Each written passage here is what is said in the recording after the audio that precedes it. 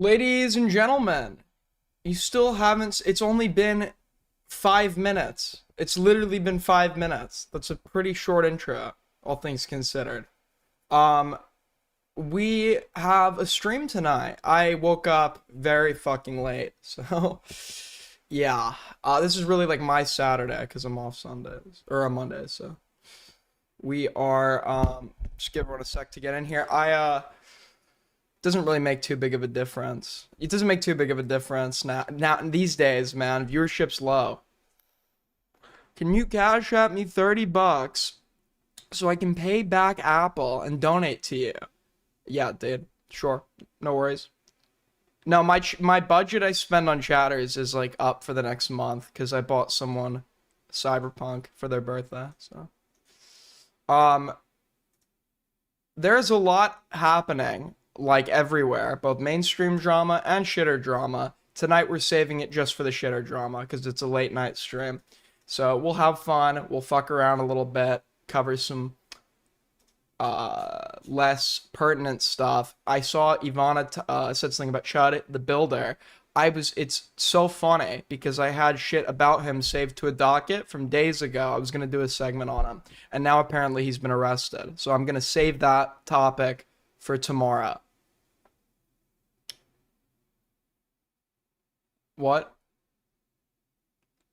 Anyways, yeah, my hair's wet because I showered, so it's gonna look a little weird. Anyways, we are going to be covering, apparently, our good old pal Beckett and Kuihman had a convo last night that we're gonna cover. I got spoken about.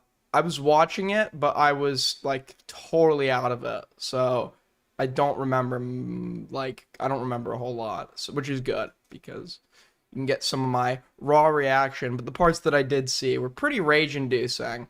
So we're gonna watch this combo. We're gonna start with this combo because I said I would, and then we'll move into some other stuff.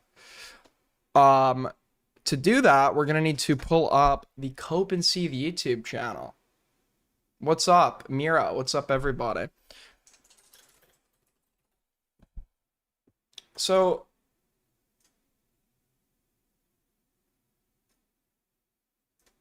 streamed yesterday. Tides boosted for smelly. All right. There we go. I got like, I don't know if it's peppermint or like eucalyptus. Like, I got some like essential oil by accident on my chin and it burns like fuck. So my chin is just like burning right now. Hold up. Here we go. All right.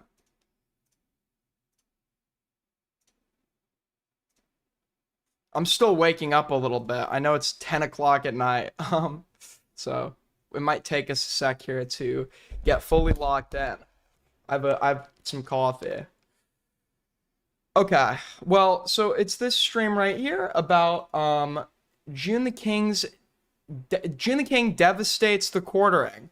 Now, this is like a good filler topic, I guess. Like this was sent to my inbox, but like you have a huge drama going on right now, and somebody just dropped what is, in my opinion, I must say, it is very rare I will watch a video and have almost no complaints. And the segments that I watched from the Kilo, not Kylo, I've been mispronouncing his name for a year. The segments that I saw from the Kilo video were incredibly well done. I liked his stylistic choice for the Diorio segment. I thought it was much more useful to do a segment sort of like breaking down how Nick works tactically instead of just doing this like video essay resummarization of there's a place for both, right? But instead of doing this like video essay resummarization of all the Nick drama, he actually just like kind of breaks it down to his tactics. Holy dick ride. I don't know Kilo that well. I have no reason to. I'm incredibly critical of a lot of videos. I have no reason to dick ride the guy. I thought it was the parts I saw I thought were incredibly well done.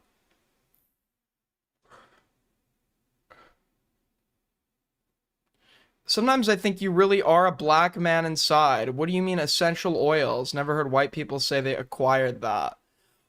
There, it's I like my place smelling good. My place always smells good, but I like to use essential oils for like a diffuser I have.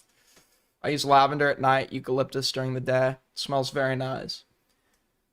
Okay, we're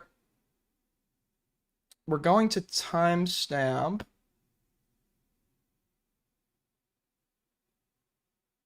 Fuck my life, dude. Hold on, I gotta get the timestamp. One sec.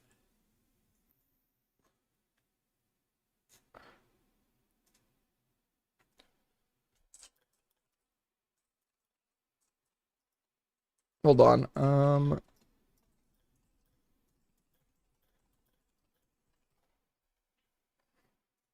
That's at the end. Well, I know that they're okay. So apparently, he calls in like multiple times.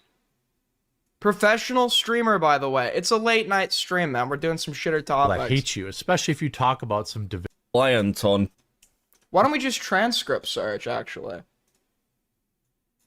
Wait, no. Ask question. So for those of you that don't know, actually, they now have AI on videos, and I tested it out. I said, can you give me a clip where Aiden talks about X or Y? And it worked. It gave a pretty good clip.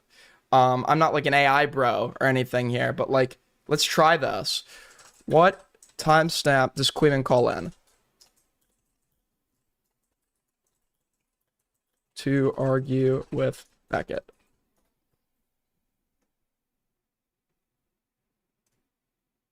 Pretty good, right? That's separate to the DMCA strikes. After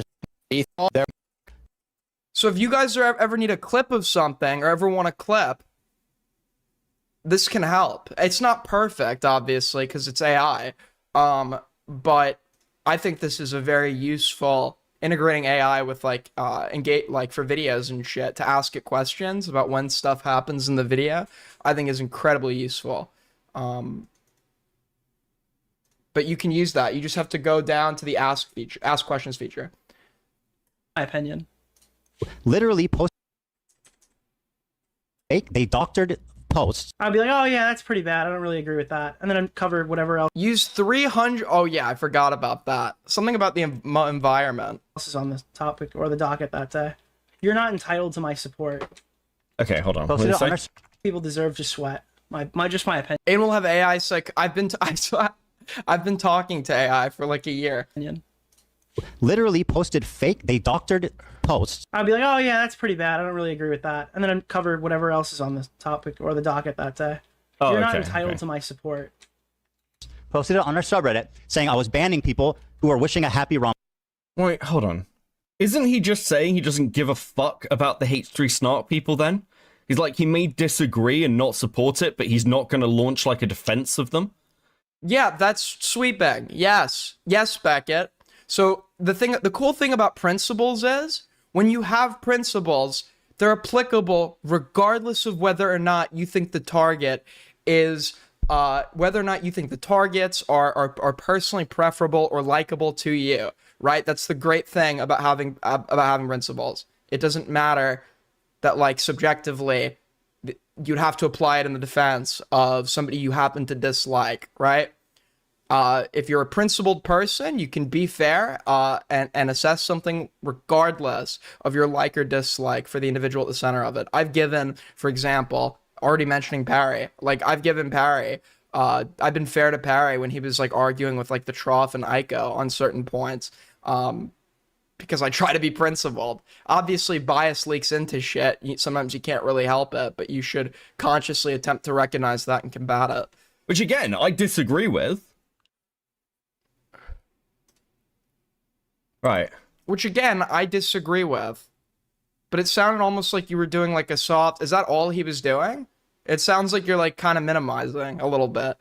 Right? Nick adds that he doesn't like the people at the center of it whenever he's giving a point to their credit as like as a minimization attempt. It shouldn't matter.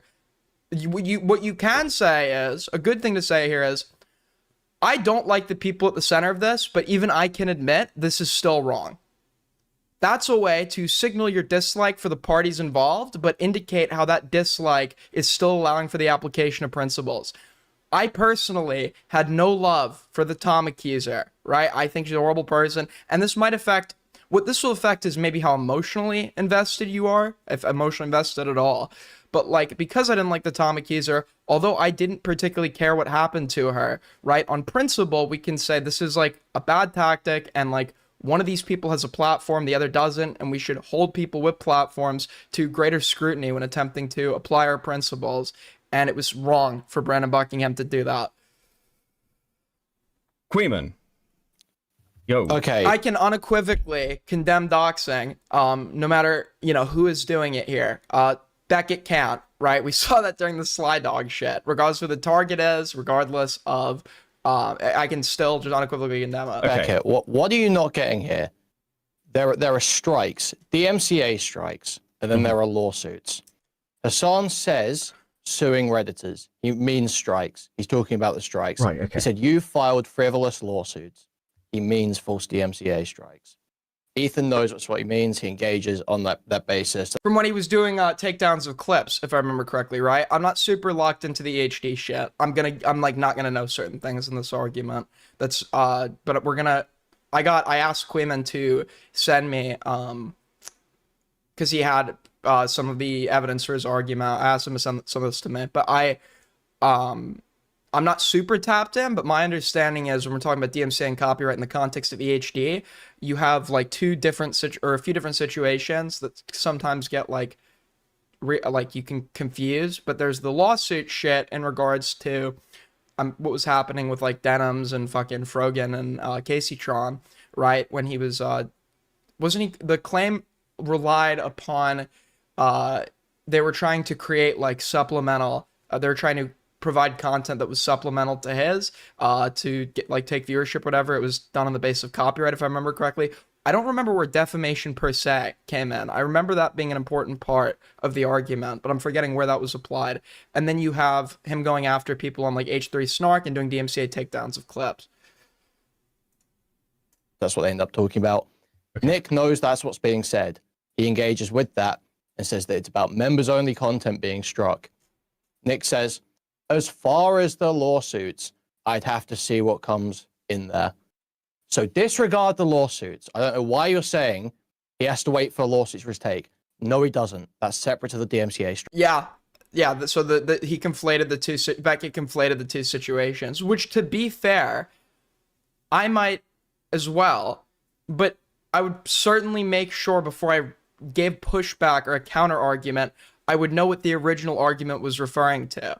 I didn't have any disagreement with this part, so I didn't really go like I didn't need to go like significantly like look into it before giving my take. But the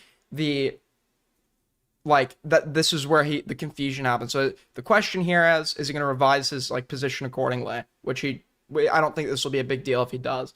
Strikes. So why do you keep saying that? Because that's not how it sounds to me. What it sounds like to me. How is that not the case? Well, okay. Well, let's look at the clip.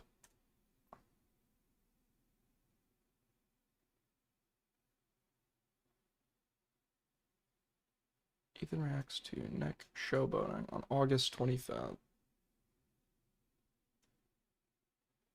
Twitch streamers have been Wrong stream.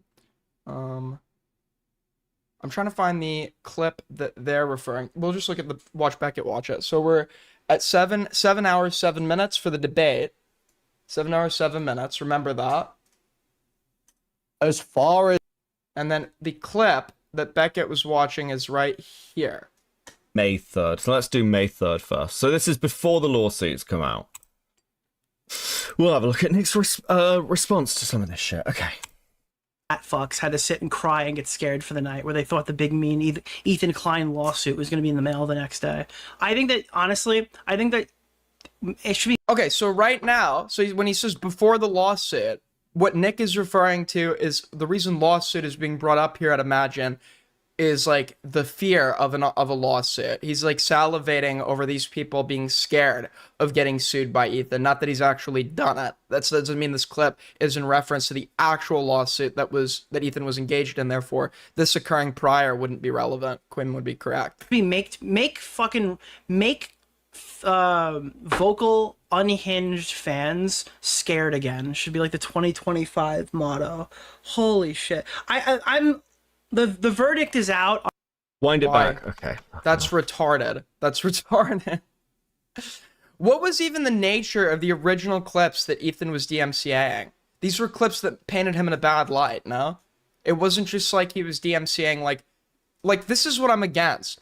Like, I think it's stupid when people like to sit here and pretend like all forms of flagging are wrong. I think there is valid grounds to DMCA in certain instances. I think there is valid grounds to report in certain instances. If people are doing full re-uploads of someone else's, I've dealt with this in the past. I didn't DMCA, but had I done this, I would have had the right to, of people uploading in full, no editing, not clipping, just full content that was already up on my channel. So it didn't serve an archival purpose. It didn't serve a transformative purpose. It didn't serve any purpose other than just stealing the content, right? Now it didn't really affect me because I'm a nobody, so I didn't really see a need to DMCA it. But if it did affect me, right, and I was losing viewership because of it, then it would be okay for me to go and do that. I'm against people using the DMCA feature, even if it's technically applicable, when it comes to instances of they just don't like how the clip makes them look, or they don't like I think that's an abuse, right? Like, you should be DMCAing because you're upset with infringement, not because you're attempting to silence shit that paints you in a bad light. And it should be applied equally. If you're only taking down clips that make you look bad whilst leaving the ones that make you look fine up, then clearly the issue is not copyright. It's a matter of silencing criticism, and I don't think we should be cheering for people being like scared they're going to get sued because they want to vocalize or provide evidence pertaining to, you know, negative narratives about somebody. I feel like that's like bad for like free speech.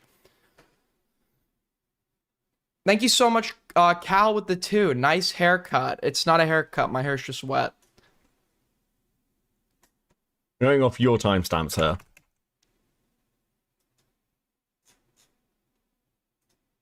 Okay. What?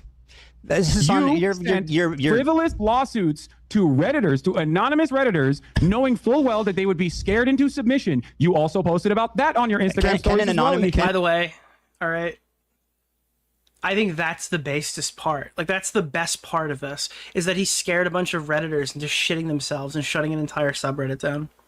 That isn't good. No, that's actually not good. If you're somebody that, we are people, our entire online career hinges upon our ability to cover people in a negative context. No, you know, holding back per se. And I think so long as you're not overtly lying about somebody, you should have every right to, you know, start having to vocalize your negative opinions of them, even if you're completely wrong, because then we combat that through like debate and argument, not through like hall monitor ass behavior, which is what this is. It's glorified like hall monitoring. It's like completely pathetic. You're like running to the teacher to go and settle your like fights. It's like if somebody is online saying some shit about you or posting some shit about you in a way that you dislike, you should combat that with your rhetoric. That's what we do. Absolutely. Go type in on H3 Snark and go read what they wrote about Diorio and tell me how much I should feel bad for them that these little fucking rat fucks had to sit and cry and get scared for the night where they thought the big mean Ethan Klein lawsuit was going to be in the mail the next day. I think that, honestly, it should be make vocal unhinged fans scared again should be like the 2025 motto. Holy shit. Only people who are looking to silence criticism because they can't argue against it would ever like support for something like that, whatever support something like this. I'm in favor of making these people scared in the sense of like publicly humiliating them when they lie or get something wrong. If that's what makes them scared to lie, I think that's good, right? But not like hall monitor ass. Like if you go and give the wrong take about somebody, that they just like, you have to fear a fucking lawsuit. It's like coming after livelihood over the sake of criticism. I'm the verdict is out on whether I would defend these people. If Ethan went ahead and sued them, I would need to see that on the actual thing. But holy fuck, dude, do I think they deserve to shudder in fear for a night? That'd be very funny. Full well. It's just like revenge porn. Like you're just like fucking the notion of having the tables flip and watching the bully to become the bully makes these people feel really good. Except the bully to becoming the bully, the guy who just wouldn't sit back and take it anymore, is the fake narrative of Ethan Klein that's being sold to you. It's actually somebody who regularly seeks out conflict and doesn't know how to handle it, and like runs to the fucking teacher. That's literally what it is. So, I think this is a bit of an unhinged comment. It's like a bit of an unhinged comment. Like, I get it to some extent. This fucking guy, man. This fucking guy. I have a basic thing of don't go after chatters. I think it's cringe when anyone fucking does it. I don't think anybody should give a fuck what a Reddit is thinking at all. Yeah, so the fact that he cares is lolcow behavior, and the fact that Nick would ever signal an opinion for this other than "what the fuck are you doing, Ethan?" is insane. With this community's history, with what we've been built off of, with what makes this community, our ability to critique and go after others, etc. I think the takeaway here would be this is fucking nuts, right? This is a crazy way to go about addressing this, and it's total sweeping. I don't think you should sue people over Reddit comments. I think that's fucking mental. I don't think you should defend suing people over Reddit comments. That they would be scared into submission. You also posted about that on your Instagram stories as well. And it's also mental to defend the people doing it. Can anonymous Redditors... Were they sharing his paywalled content? The point that Ethan makes is that they were posting stuff like, hey, don't give this a click on Ethan's channel. Here's a re-upload. And those were the things he had DMCA'd. That's his argument. But again, I have not seen this stuff. I don't know the nature of the lawsuit. The clips aren't there. It's not the 20-second clips. We're not actually taking any viewership away from his content. These were posted on Snark subreddits. These were posted on. This is not like his core or his viewership is at all being replaced with the existence of this. The only reason that comment would be relevant is when you're disingenuously attempting to characterize the reason he went after these clips. It's just you want the clip down. You found your that would be the afterthought reason to justify it, not the motivating reason for taking it down. And I don't think we should be using copyright in that manner, right? I don't know how long they are. I can't make any pro or against Ethan judgment until I have more context. He did. It's the way. And Beckett's gonna defend this because Beckett, this is what Beckett does. It's I'd need to see more info. Whenever you don't want to give it, whenever you know that the take as it stands is gonna force you, you can't argue it in a way that's not gonna reflect negatively on whoever or whatever it is you want to defend. You just say you're waiting for more info, and what more info means is new information gonna come out that's gonna completely that's gonna make me not have to talk about this person negatively. And if that info never comes out, you just always say you're waiting for more. That way, you never have to give a take that reflects badly on the person or thing that you have vested interest in defending. It's a completely disingenuous tactic. Defame you and harass you? Can anonymous posters who... Freedom of speech. Dude, this is the best part. The best part of being a freedom of speech enthusiast is that I'm not a freedom of speech absolutist. Every freedom of speech absolutist... Aiden, take my life, this gets you magnificent bastard. Faith in humanity status restored. Thanks, man. Much appreciated. Canceled because they start debating fucking child porn or something on social. He was messaged in Jan 2025. But was he told what was... Okay. So he's told by Paige Christy in Jan 2025. Then it's just... Call Beckett. He always answers, right? No. Beckett has had me on a blacklist for talking to me now for months. And he's doing this thing. There's this really weird thing that everyone attempts to pull for some reason. Every shitter down to big names have pulled this with me. They pretend like London is still happening. So me and Beckett will be talking. He's willing to come on my streams. And then months later, when I have a good point against him, he's like, yeah, Aiden's just completely unhinged, man. Aiden's just totally, and bringing up London. It's that was 4 or 5 months ago. Like, we're not like, no, like that's not still like an ongoing like thing. That's the cope reason to justify running from me. I'm like, I don't understand like why that only comes into play whenever like all of a sudden when somebody makes a bad point and doesn't want to debate it with me. Now all of a sudden London becomes relevant again. What happened was Beckett falsely claimed that I originated the dox of Lao Convoy's wife, which isn't true.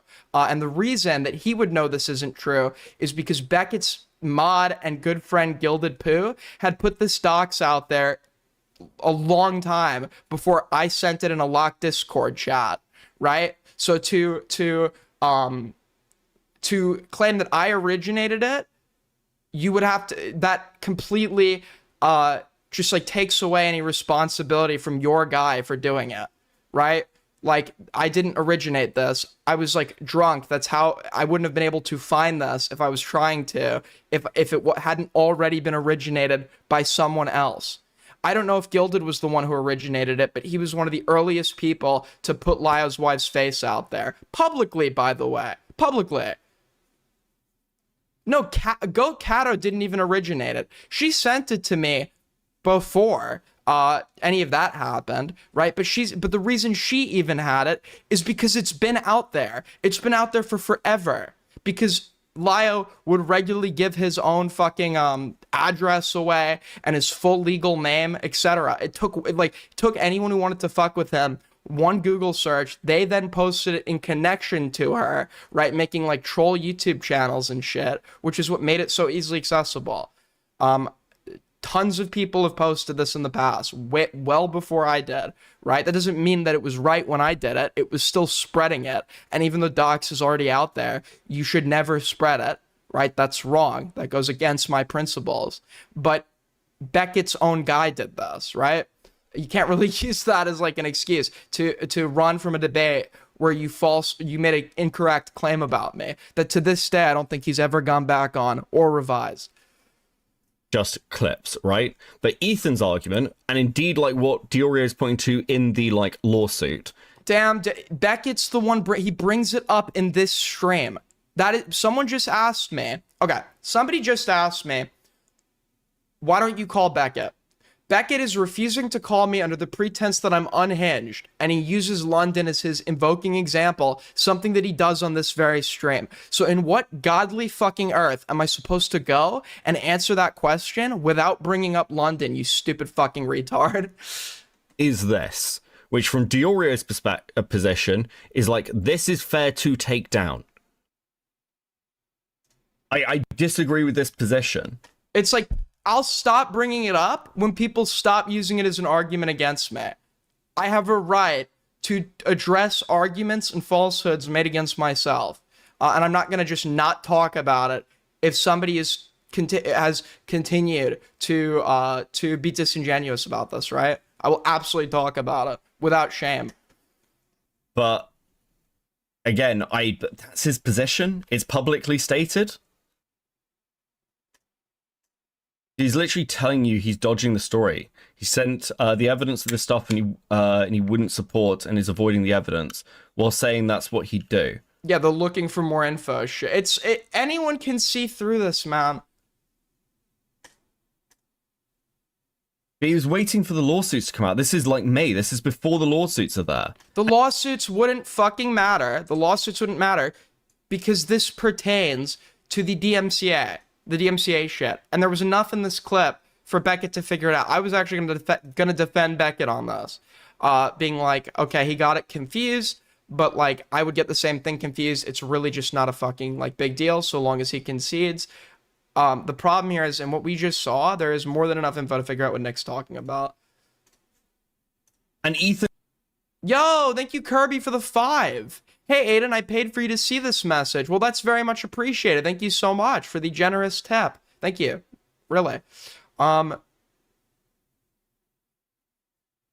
You actually doxed someone, and I asked how to dox somebody as a joke. So I spread dox that have been circulating out there for forever while I was being a drunken retard, which is wrong, right? But it's not something like, I know me, so I know what I would and wouldn't do again, right? I don't know you. So when somebody tells me they're not going to, obviously I'm not going to take them, like, obviously I'm going to have a harder time trusting someone else than I'm going to trust myself because I know my own intentions, right? It's also my server. So it's not like I can go ban myself. There would be no server, right? If I fucking ban myself. Now, I'm happy to let you back in my Discord because it's been a while, but I'm not letting you back in my Discord because you made that argument because it's not a good argument. But I will let you back in just because it's been a while. Just because it's like been forever. And saying what he's striking is this. Like,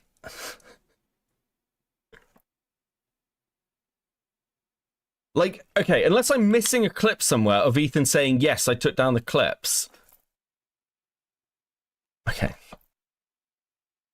It was a shitty event that totally basically bulldozed his... Well, yeah, the thing is, like, I know for everyone else it was like a funny drama. It was my biggest drama ever. Like, ever. So, obviously, yeah, it's going to be something that is going to be on my mind, right? For me, it was probably as big as, like, Chud with the fucking gawk shit, right? It's obviously something that will come up. It will be disingenuously used against me in certain instances. It will be correctly used against me in others because I engaged in numerous criticizable behaviors that I've already acknowledged, right?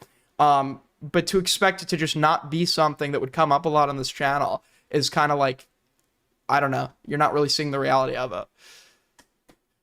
Thank you so much for the 5, Starfish. Hey, Aiden, how are you doing tonight? I'm doing very good. I hope you're doing well as well.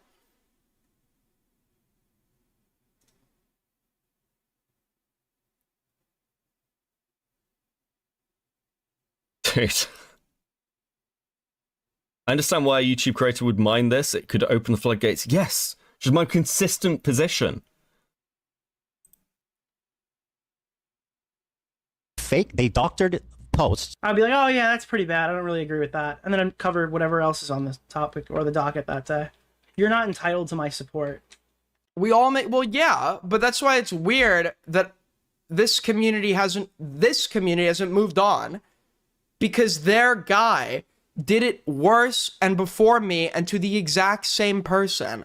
The difference between me and Gilded is that Gilded likes Lyo now. So the fact that he doxed Lyo's wife doesn't matter to them because it's not about that. It's the Beckett's biggest problem with me is my Lyo coverage. He does this weird fucking retconning thing where he pretends like my coverage was the problem.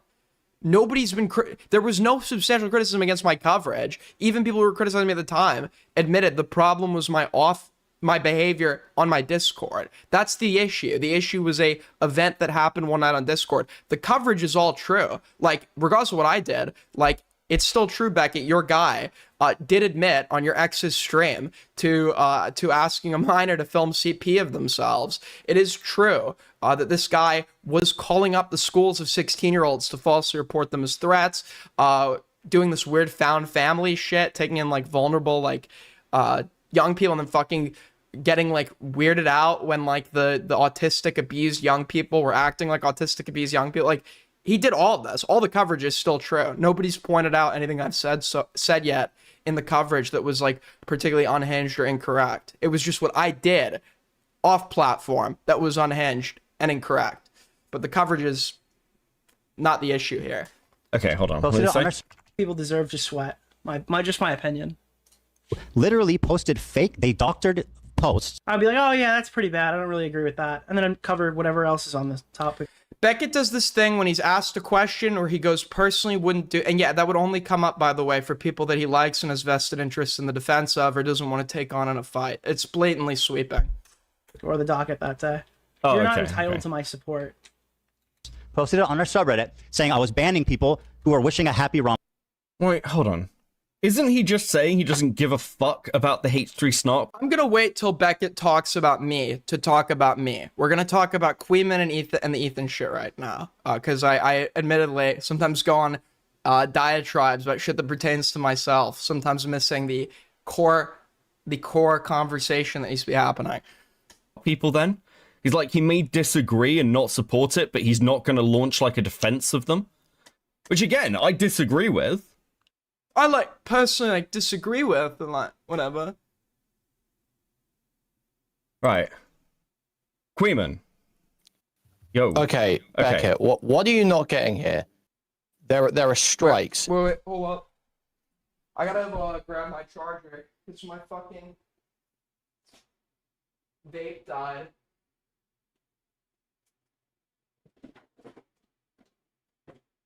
Here we go. Okay. Sorry, we're back. We're back. Now, we have enough context to do a debate, an adequate debate analysis. DMCA strikes, and then there are lawsuits. Taya, I just said I was going to unban you. Obviously, I haven't run to unban you right this second because I'm streaming. I will happily unban you as soon as stream is over. Hassan says suing Redditors. He means strikes. He's talking about the strikes. Right, okay. He said, you filed frivolous lawsuits. He means false DMCA strikes. Ethan knows that's what he means. He engages on that basis. That's what they end up talking about. Okay. Nick knows that's what's being said. He engages with that and says that it's about members-only content being struck. If you didn't dox anyone... Okay, sorry. Real quick. Depends on what, like, people have different definitions of what they consider doxing. Chud thinks it's doxing if, like, per se, when Parry was, like, leaking shit about, like, what he thought about my family or whatever. Chud thought that was... I don't personally consider that doxing. But it doesn't really matter. The point is, like, I still spread dox info, which is something we shouldn't do. So it's still wrong. Nick says, as far as... regardless of if you consider it doxing or not, right? It's still... that doesn't really matter because the descriptive claim of what occurred is still correct and wrong. The lawsuits, I'd have to see what comes in there. So disregard the lawsuits. I don't know why you're saying he has to wait for lawsuits for his take. No, he doesn't. That's separate to the DMCA strikes. Yeah, so Beckett's now, even though there was enough info in the clip to figure out what was being spoken about, Beckett, in the most good faith or in the most charitable analysis, was just getting things confused, which I could have as well, even though I think now there's enough info where he shouldn't have gotten it confused. He did. So is he going to concede? So why do you keep saying that? Because that's not how it sounds to me. What it sounds like to me... How is that not the case? Well, okay, that's fine. That's fine. That's fine.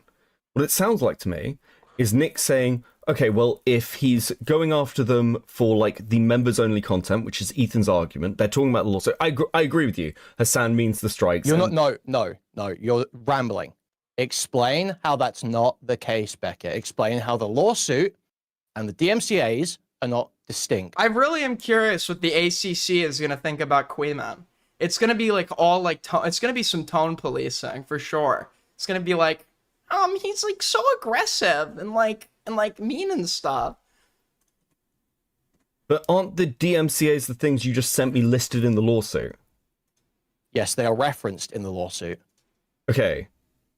But, okay. They're referenced in the lawsuit, but it still is, like, this is how they get reference.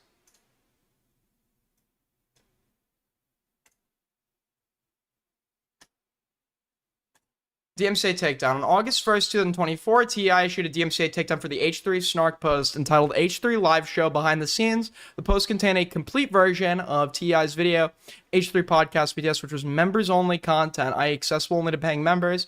Yeah, so this is just listing the instances of takedown requests. This is all publicly available at this point, right? We all know what clips got taken down. We all know that. There's no additional info in these lawsuits that wouldn't have allowed for him to give a take at the time. The question is, what would Nick have learned in the lawsuits that he didn't know when giving the take that wouldn't have gave him enough info to give a take at that point in time? And there would be no answer. Or they would come up with some, like, arbitrary, like, little detail that wasn't out yet or something to be like, oh, he didn't have enough info at the time, even though the detail wouldn't even be directly relevant to any of the claims being made or your analysis. And also coupled with the fact that these people are completely okay making streams on people and situations with a lack of info, right? The whole waiting for more information thing seems to mostly only pertain to people that the streamer themselves likes or has vested interest in defending, when the takeaway at the moment would be one that would reflect negatively on that person or thing. It is sweeping. It is sweeping. It's disguised sweeping. Poorly disguised sweeping. That makes you look like reasonable, like you're someone that's just waiting for more info, even though what isn't enough info is completely arbitrary. No, he doesn't. That's separate to the DMCA strikes. So why do you keep saying that? Because that's not how it sounds to me. What it sounds like to me. How is that not the case? Well, Explain. okay, that's fine. What it sounds like to me is Nick saying, okay, well, if he's going after them for like the members only content, which is Ethan's argument, they're talking about the lawsuit. I agree with you. Hassan means the strikes. You're not. No. You're rambling. Explain how that's not the case, Beckett. Explain how the. But aren't the DMCAs the things you just sent me listed in the lawsuit? Yes, they are referenced in the lawsuit. Yeah, but not a component of it. Okay. But okay. But The DMCAs happened far Right. before the lawsuit, and all the information about the DMCAs was public far before the lawsuit. what do you mean by public? Like, I'm putting myself in Beckett's shoes here. Like, let's say, in the most charitable analysis, he didn't know. He just didn't know, right? At this point, why would you not be conceding?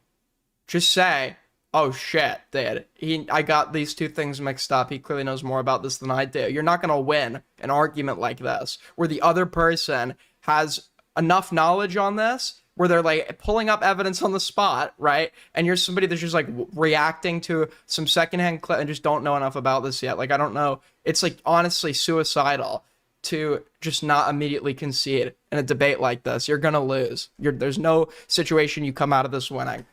It's like okay. It was public. It was all public. The legal letters were all public. They'd been posted everywhere. Can you send me a copy?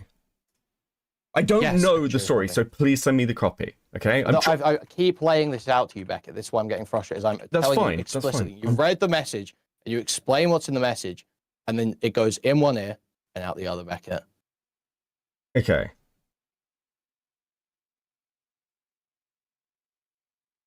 That's fine.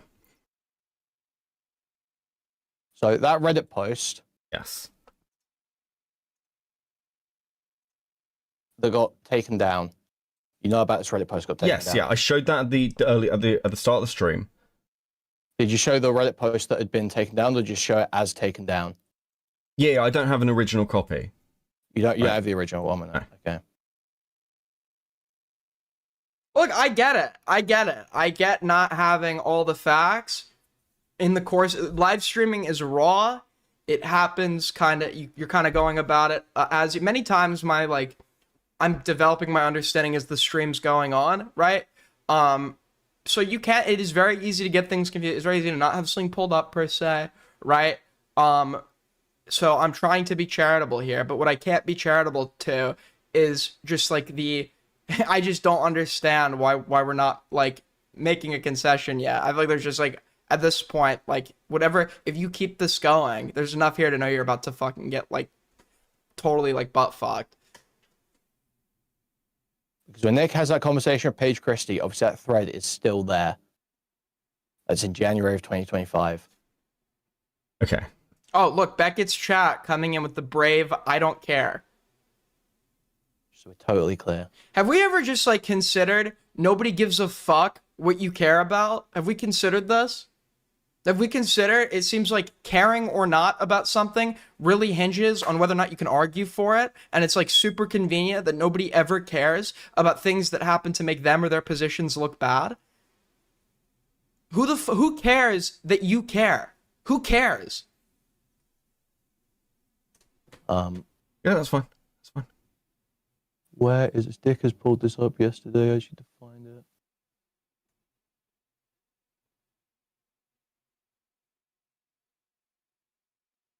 Did this really need to be debated on stream? Discuss it offline and then tweet the outcome or something.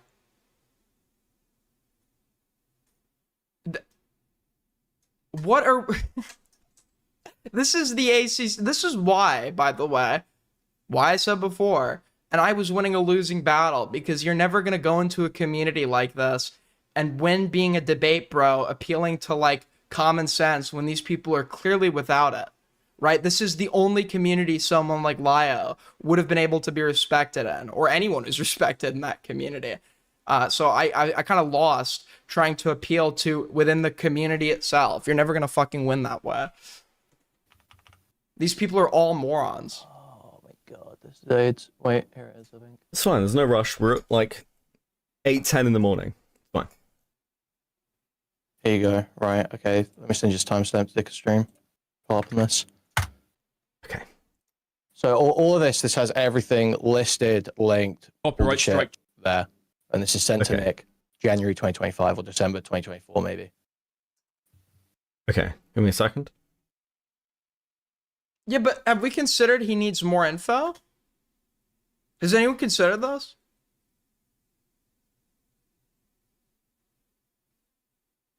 Yeah.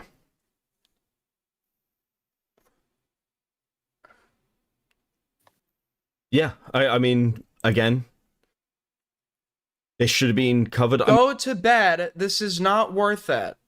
Notice how instead of saying, admit you're wrong, this is not worth it, it's just leave. You're not going to, like, these people know Beckett is about to lose, right? But instead of saying, just own you messed up, like, it's not worth arguing this, it's go to bed. Don't argue this. Because to these people, running, sweeping, obfuscating, it's admirable. It's admirable. It's like an alternate universe where all of the traits that we all detest and like understand to be cowardice, dishonesty, and like wretched behavior in this community, all of those things are actually just like admirable. It's like actually it's so backwards. Yo, thank you so much thank you so much to who just tipped that. Thank you, Taya, with the 2. Love you. Thank you so much, Taya. You as well. Much appreciated. Thank you. I mean, I'll watch the like other stream you sent. Okay, no. Hold on. Not just it should have been covered.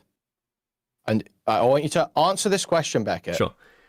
Is it a lie for Nick, having been presented the evidence, to say as a conditional, oh, well, if he wasn't striking members-only content, I wouldn't support that, but I also just wouldn't cover it? Is it a lie to his audience to imply that he does not have that information, that he cannot make that? Yes, because the it's not like he's outright making he's giving you the conclusion that the lie would require for you to reach. The lie is implied by the conclusion without overtly stating it, which in my opinion and the opinions of many others is basically just lying, right?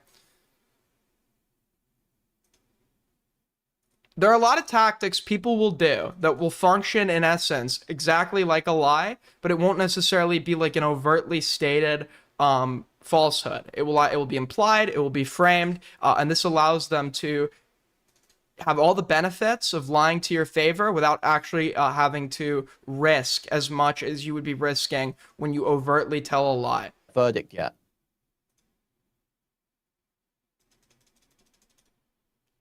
Thank you so much, Patrick, with the 2. Beckett is a pile of poop with a face. So true. Okay, I want to re-listen to this. I want to be really clear. Okay. Just answer that question by the end of the segment. Watch both the videos, okay? Sure. I'll let you get back to it. That's fine. Okay, Charlie. Sure. Okay, because I want to be really clear.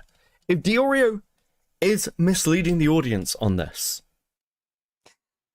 he's doing what Dioria is doing for Ethan. He's doing what Dioria is doing for Ethan, but in Dioria's defense, if he was, you know, that would be bad if he was doing this thing that we're watching him do. That would be bad if he did it.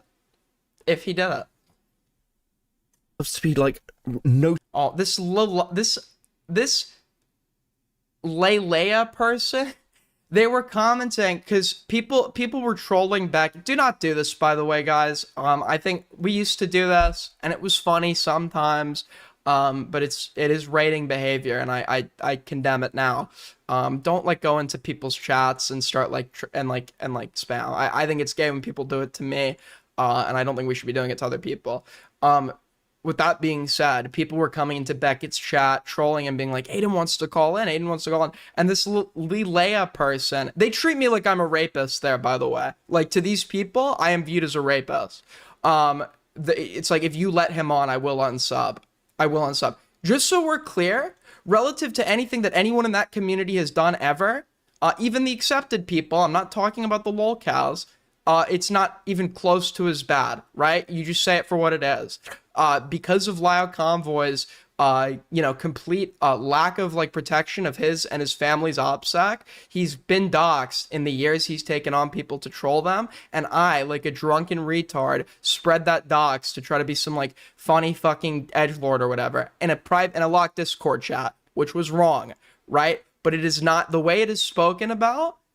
It is more than what it is. It's something. It is a mistake that you apologize for. It is not something so morally egregious that months down the line it would still like be like a big deal, right? Especially when it's not a pattern of behavior. It's a one-off incident and the only thing that people can disingenuously cite to get out of debates with me. And it's my own fault for giving that to them, but it doesn't make it any less disingenuous. Voted and called out. That's fine. Fucking hell. I mean, okay, sure. I want to re-listen to just a bit of this with this Hassan stuff. Let's go back. I don't even understand what's happening. So I think the basic argument here is because when I listen to this, I hear them talking about the lawsuits, and I hear Diorio talking about the lawsuits. And the argument from Kuihman's side is that actually they're not engaging about the lawsuits. They're engaging about the DMCA strikes that occurred on Reddit. And that was like the shuddering effect or like the chilling effect that Diorio is referencing, right? And then Diorio brings it back to the lawsuits. Try to sue. Whoa. Wait, sorry, one sec. I gotta lock in. That occurred on Reddit.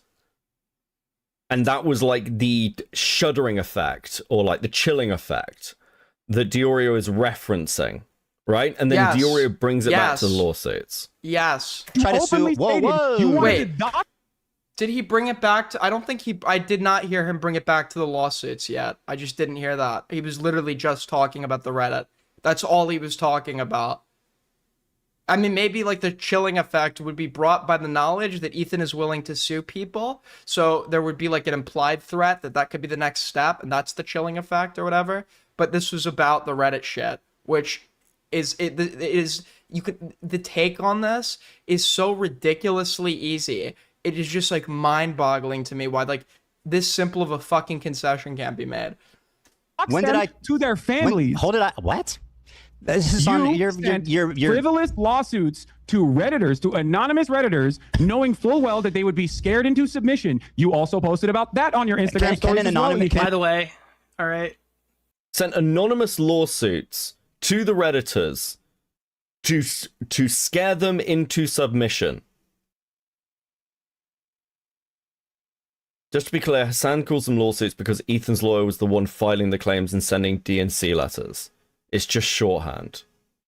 But whoever's in the call of you hyping you up, I blame that. That's not true. It is my fault. It is my fault. It's like literally just my fault. I don't need to talk about it like I did, because honestly, it is not for how many months it has been, in hindsight, it's just not that big of a thing, right? The effect was big, but like the act itself was not.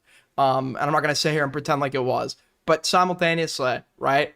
It is my action, is my fault. I'm a grown adult, and I understand. Like, obviously, when you add alcohol into a mix, right, it lowers inhibitions. That's why I don't really want to drink anymore. But simultaneously, right, it is still my fault, regardless if alcohol's in the mix or whatever.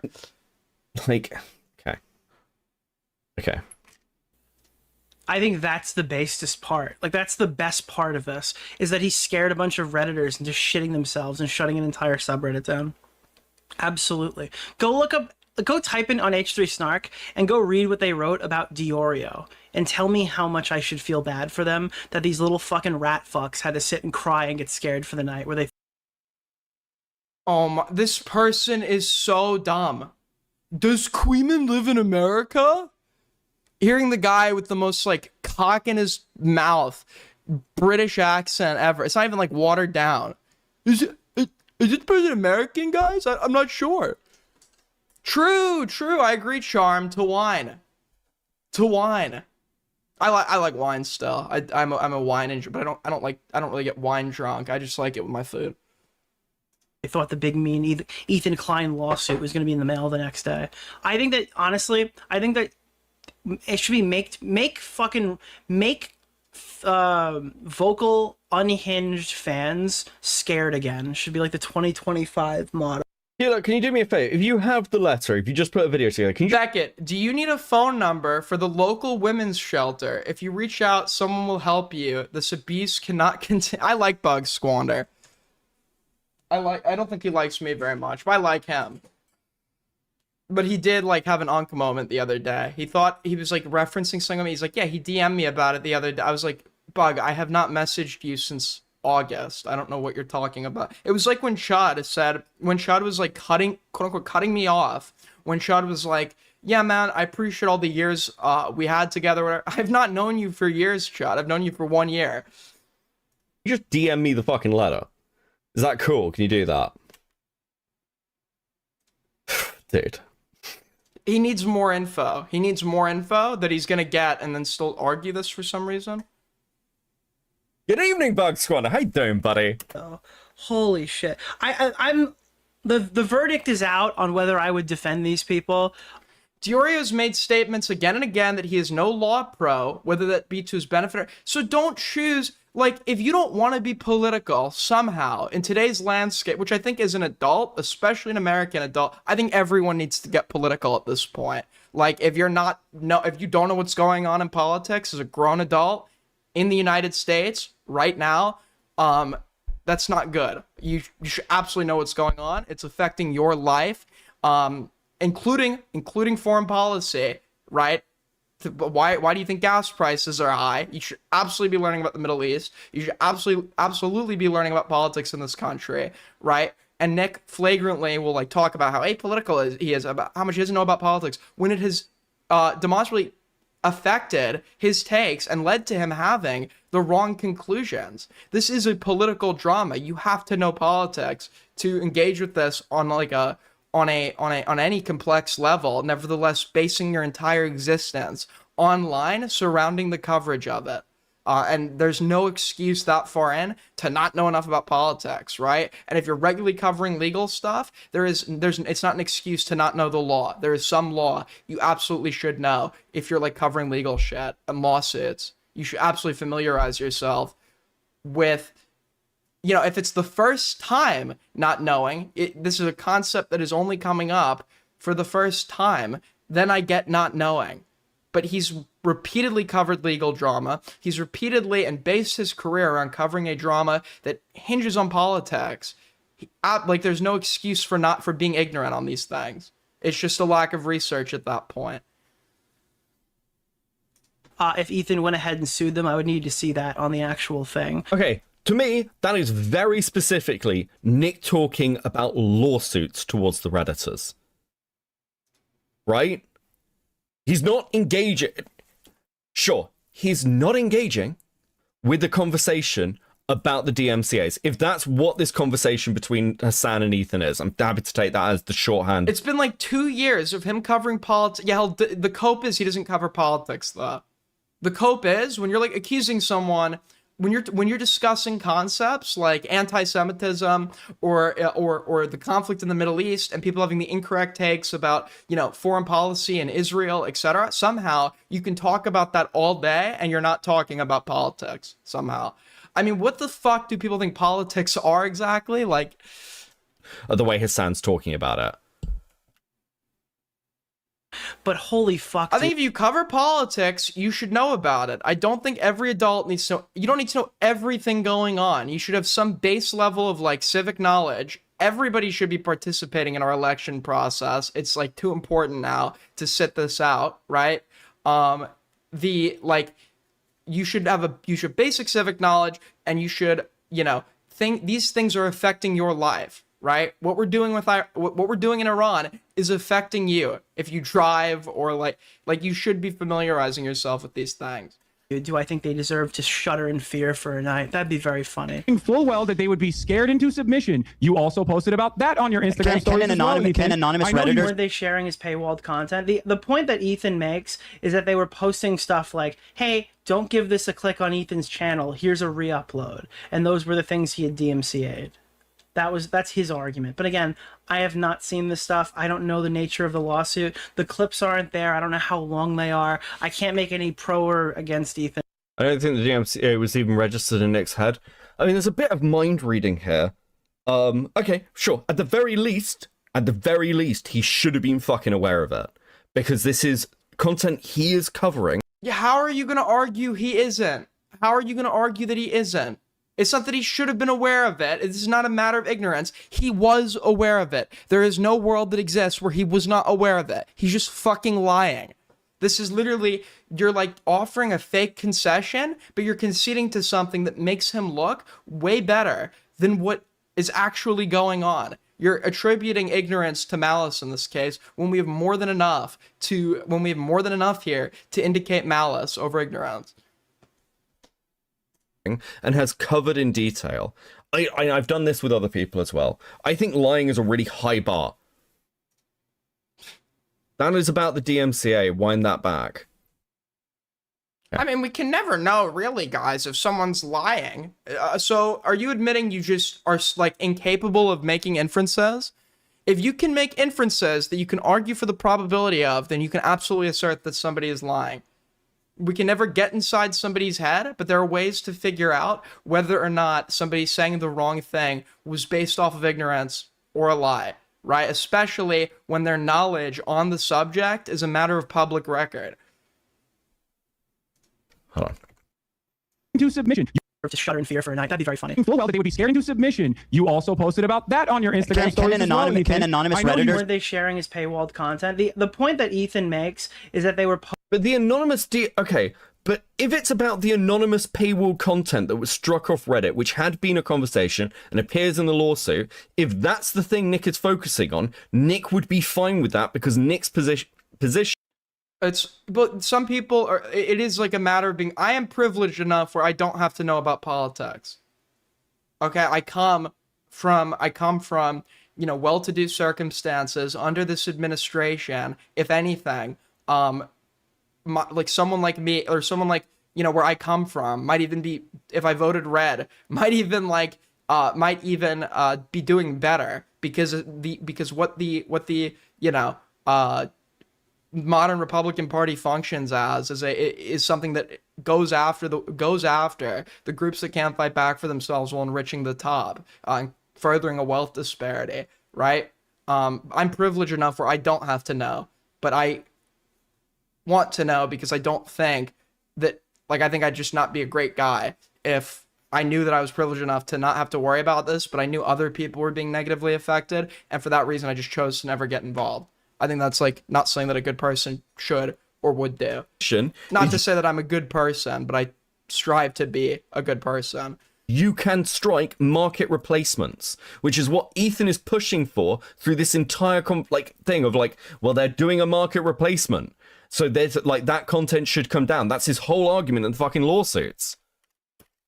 posting stuff like... We're not bringing up the fucking clips. Like, and sure, if you want to say... You are so gay. Yeah, whenever I'm just, like, not constantly laughing and talking about, like, serious concepts, it's perceived as gay to you types. I'm aware. Well, that's Nick dishonestly pivoting or something. I can see how you'd see that. But he knows that's not the only thing, moron. Yeah, but wouldn't that be the main thing? What? And wouldn't that be... Wait, hold on. Like, and sure, if you want to say, well, that's Nick dishonestly pivoting or something, I can see how you'd see that. I can see how you'd see that. In what world, when he's talking about these people shivering that they're going to be sued, that is implying a lawsuit has not happened yet in the circumstance he's referring to. So in what world, like this, it just is this thing. It's not, I can see how you would see that. There's no alternate explanation to argue for here. So I don't know why you're not just making the concession, other than to fucking sweep. But he knows that's not the only thing, moron. Yeah, but wouldn't that be the main thing? And wouldn't that be like the overriding thing with this conversation is like, well, is there legitimate stuff there? And if, unless Nick has a list, he would have to come around and concede at some point because he's scared of Kuihman. I don't think he would hold off on this. I don't think he would hold off. If I was arguing this to Beckett, I would not get a concession of any sort. I wouldn't expect to get one, right? Dickers was unironically correct with the totem pole shit, except he applied it to me for some reason. When, like, the people that I talk to the most, and I'm friends with, are many times people who don't have as much influence as myself, and I don't have a lot of influence. But like, even Dickers knows this. I was talking to Dickers before he was like streaming. He was trying out to be my co-host and shit. We were talking before that. So it's not like an influence thing. But the truth of the matter is, you're far more likely to be giving a concession to like people that have an audience to exert pressure. Okay, let me see this letter from Kilo. Right, let me see.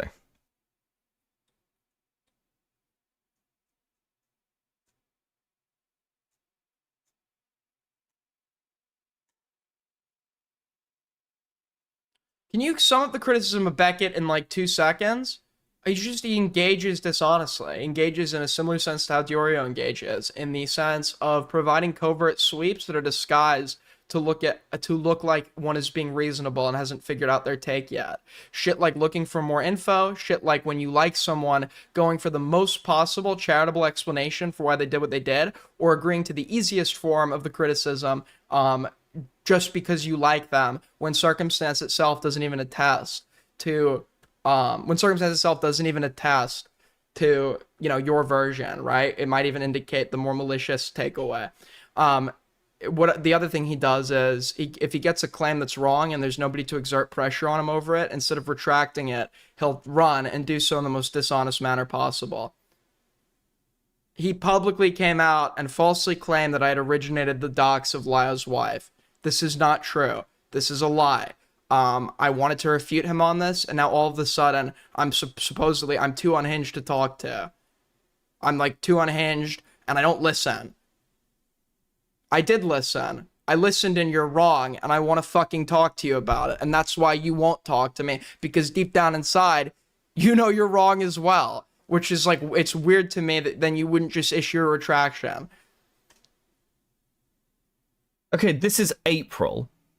Why is he sweeping? Is he yes, he is friends with Nick. When I came back to commentary and started streaming again, right before I came back, I got added to a Discord server that had sort of like the new people in the community under Diorio. This was even before EHD. So it was a server that had like Chud, Xylee, Beckett, who else? There were a bunch of people on that server that were all like friends of Diorio and co, right? And Beckett was there as well. Beckett was friends with Xylee. They were both under Nick, per se. Nick would give them the talking points, run them through it, but Beckett is friends with Nick. So Ethan Klein isn't just going after public figures criticizing him, he's also threatening litigation against random people like me. Allegedly posted a 1.5-minute long clip on reddit.com. Lamau, you have to be kidding me. Okay. I remember bits about this conversation and people being like, oh, well, you know, the H3 snarkers are getting what they get because he's going after them. Didn't people, like, call this out as well? Or like the feigned confusion. The feigned confusion. If you're actually confused, that's one thing. I'm confused all the fucking time, right? And I was even willing to give Beckett an out on this at the beginning when I said I could get those two things confused as well, so I understand. But that's why you would then concede, which it doesn't seem like he's doing.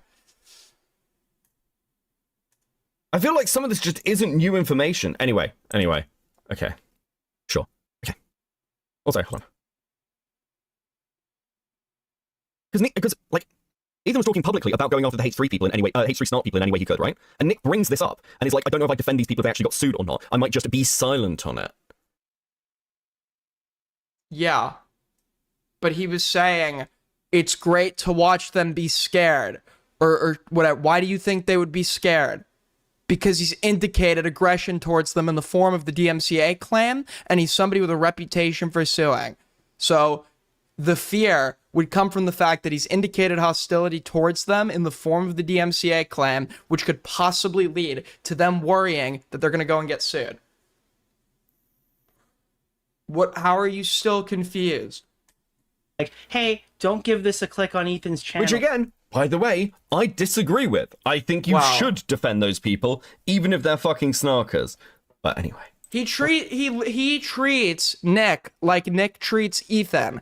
any concession that Beckett, any criticism that Beckett will agree to or make is done in the lightest way possible when it pertains to Nick, and always accepts the easiest, most charitable version towards Nick, and is worded in a way of like, yeah, I could disagree with that. It serves to be a token, not a substantive disagreement that you intrinsically want to litigate on stream. It is just it is a token disagreement to make yourself look fair. And Nick does this to Ethan on the regular. Well, here's a re-upload, and those were the things he had DMCA'd. That's his argument. But again, I have not seen this stuff. I don't know the nature of the lawsuit. The clips aren't there. I don't know how long they are. I can't make any pro or against Ethan judgment until I have more context. Yeah, that's the lie. You absolutely have enough here to make a pro or Ethan judgment. Harass no you? way. Can anonymous posters who Freedom of speech. Dude, this is the best part. The best part of being a freedom of speech enthusiast is that I'm not a freedom of speech absolutist. Every freedom of speech absolutist gets canceled because they start debating fucking like child porn or something on social media. Yeah, nobody, who is it? I've literally, listen, I've been in the debate trenches, in the politics server, I've met people who unironically have the most LARPy, ridiculous worldviews and ideologies you've ever heard. I've never met somebody that's been an absolute, like, I don't think I've ever met a free speech absolute, like a true free speech absolutionist. I don't think I've ever met one. There's always I've met everyone I've ever met. There's always some speech that they're absolutely okay with regulating to some extent. Like if I was to ask them, do you think somebody on your airplane should be able to get up and start like screaming that there's a bomb, right? Do you think that should be allowed? Most people they'd say, no, I don't think that. And they wouldn't be free speech absolutionists. Have you noticed this? Everyone who calls himself a free speech absolutist has some weird CP conversation on social media, and then everyone stops calling them. They just stop going on shows. That's the only way that you can be a free speech absolutist. It's a pivot. Is if you have a really bad take on like child porn or something. No, realistic. Okay, we're gonna actually watch a little bit more. My 'cause I principal watched says up to that it. like I might not agree with this lawsuit. My principal doesn't say I have to defend people who are completely fucking slandering me. It just means I'd abstain from the conversation if I don't support it. There you go. If a conversation, if having a takeaway off of the facts alone and the application of his principles is going to lead to him having to make a positive judgment about someone he dislikes or a negative judgment about someone he likes, he will refrain from coverage. Why would you ever trust somebody like that to give you commentary? Why would you ever trust someone like that? If I am covering something about someone I fucking despise and they happen to be right, I will tell you as such. Will I maybe indicate my dislike in the process? Yeah, but it will be in the form of like, I don't like this person, and even I can say this is wrong. To indicate like just how sure I am about my judgment in this, not to take away from yours, which is why Nick would note it.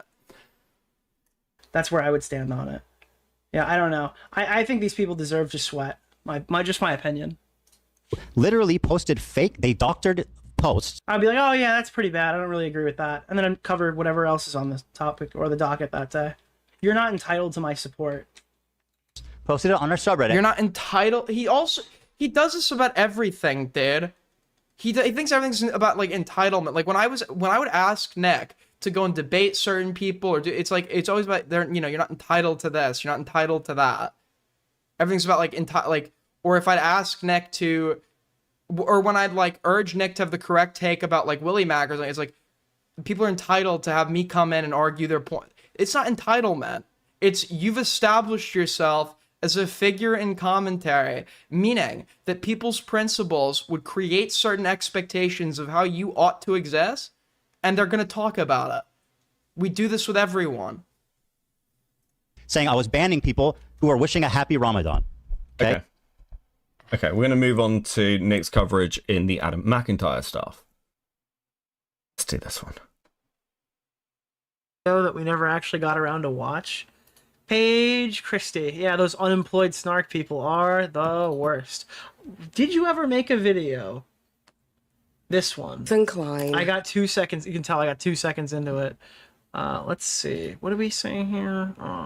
Did Aiden cover what call? What call are you talking about? Let me see. Let's take a look. Nicholas. Let me see. Actually, let's just go to Snark. Oh, 50 mentions. Interesting. Friendly Fire, Nicholas Diorio. What was this segment about? In a friendly-ish way, I guess. Nicholas Diorio. Now, whilst in a live stream, Nicholas Diorio... Where does Kuihman actually call in? He calls in again, doesn't he? As he stupidly does, which people had noticed that AB, one of the members of the H3H3 podcast, was in Nicholas Diorio on Twitter. Who is in here? Wait, oh my god. Just So I'm just letting this play. I don't really like... Keep in mind for the segment that Nick was aware of the Paige Christy video and was sent the list of struck material in January. Okay. I respect him as a content This drama is never going to end, is it? It. No. Eventually, somebody will die. creator. I think he's fucking... Oh, the guy I don't like is like looking bad in this drama. Some non-opinionated takeaway. Man, this drama is lame. It's never gonna end, man. I've said that before, but I'm not saying it to like take away from the negative coverage of the person who's engaged that I happen to dislike. Fantastic. Thank you.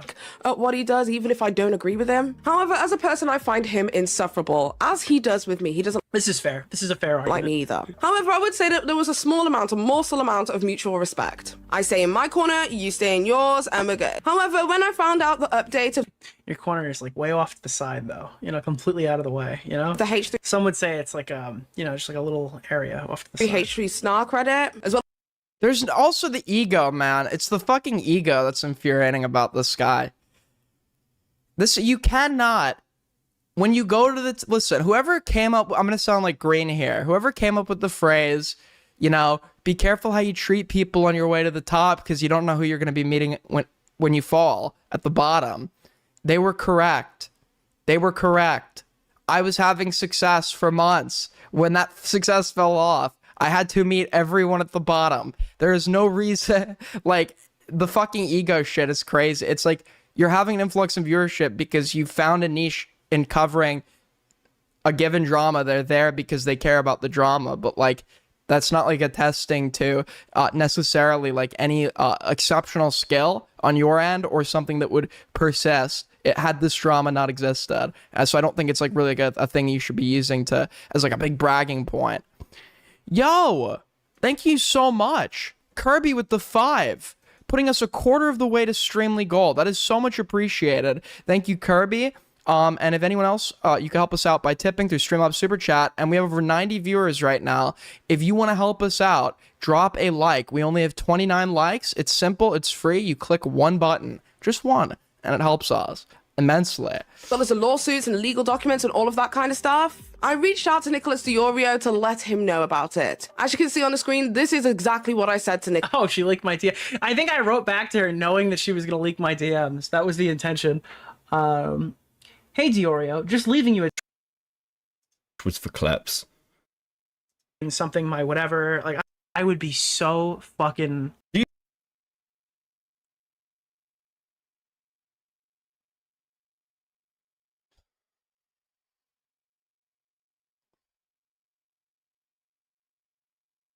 Kuihman doesn't need to be this patronized. I called it. I know how these people operate. I know how they operate.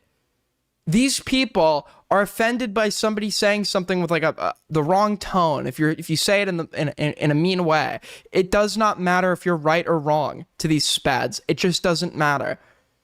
Can you say? Are you mean when you say it? I don't want to attribute to Diorio that he is lying about this. I don't. I know you don't. I know you don't. Because, like, I know don't... why you don't as well. No. So he owns it. So he owns it. He's going with, as I just said, he is, because it is a drama involving somebody he doesn't like, he is going with the most charitable explanation, which you cannot do without looking like a dishonest wretch, when the evidence itself heavily suggests a different conclusion other than the most charitable one. Now, that doesn't mean when you're covering someone, go with the most negative conclusion, because then you're engaging in bad faith, right? But if you're engaging with this in good faith, the evidence at hand would not lead you to the acceptance of just ignorance as your explanation. There's more than enough here to signal malice, dishonesty. Oh, no, hold on. I don't. Oh my god. Look, I don't think it makes that much of a fucking difference. On the other extreme, he is saying, I don't know if I'd provide these people it doesn't. with It doesn't defense. make a difference anymore, Beckett, because you've just, Dude. I've just worked you down into a corner. You've Okay, embarrassed yourself look, by trying I to defend don't. this. I So no, look, I've got no, like, hold on. as good as a concession as I can get. You might as well have just said it. I'm trying to engage with this as honestly as possible, but and you know this about me. I treat an accusation like lying as really serious. I think it is fine to say that Diorio is obfuscating the issue, and he's not focusing on the arguments Paige is making, and he moves on quickly. Is he lying to his fucking audience? I don't know. I'd actually have to see what he said I don't know. I need more information. I don't know. Waiting for more information. during his coverage of the lawsuit, and how he deals with it then. Because if his position is that he's just like, yeah, the DMCA strikes are in there, they shouldn't be all. I mean, to be fair, guys, he needs more info. He's waiting for more info. Like, whatever, fuck the HR. Okay, just to be clear, they're referenced in the lawsuit. It's not whether they should or shouldn't be in the lawsuit. No, the lawsuit shouldn't be out. Yeah, Missy is correct here. It would look better to just agree at this point. That is what I was like. I'm putting myself in Beckett's shoes. I don't understand why you can't concede. I just don't. There is nobody I love this much where I would sit here and get embarrassed arguing for like some ridiculously charitable interpretation of their behavior at my own detriment for nothing in return. Like, I wouldn't, you shouldn't even do this for your woman. Nevertheless, Diorio, just fucking own that this is not an argument you're going to win. You're wrong. You're just wrong. Period. But that's not even a matter that Nick. It matters for Nick to opine on. Whether they should be. Bullying into a corner isn't winning an argument.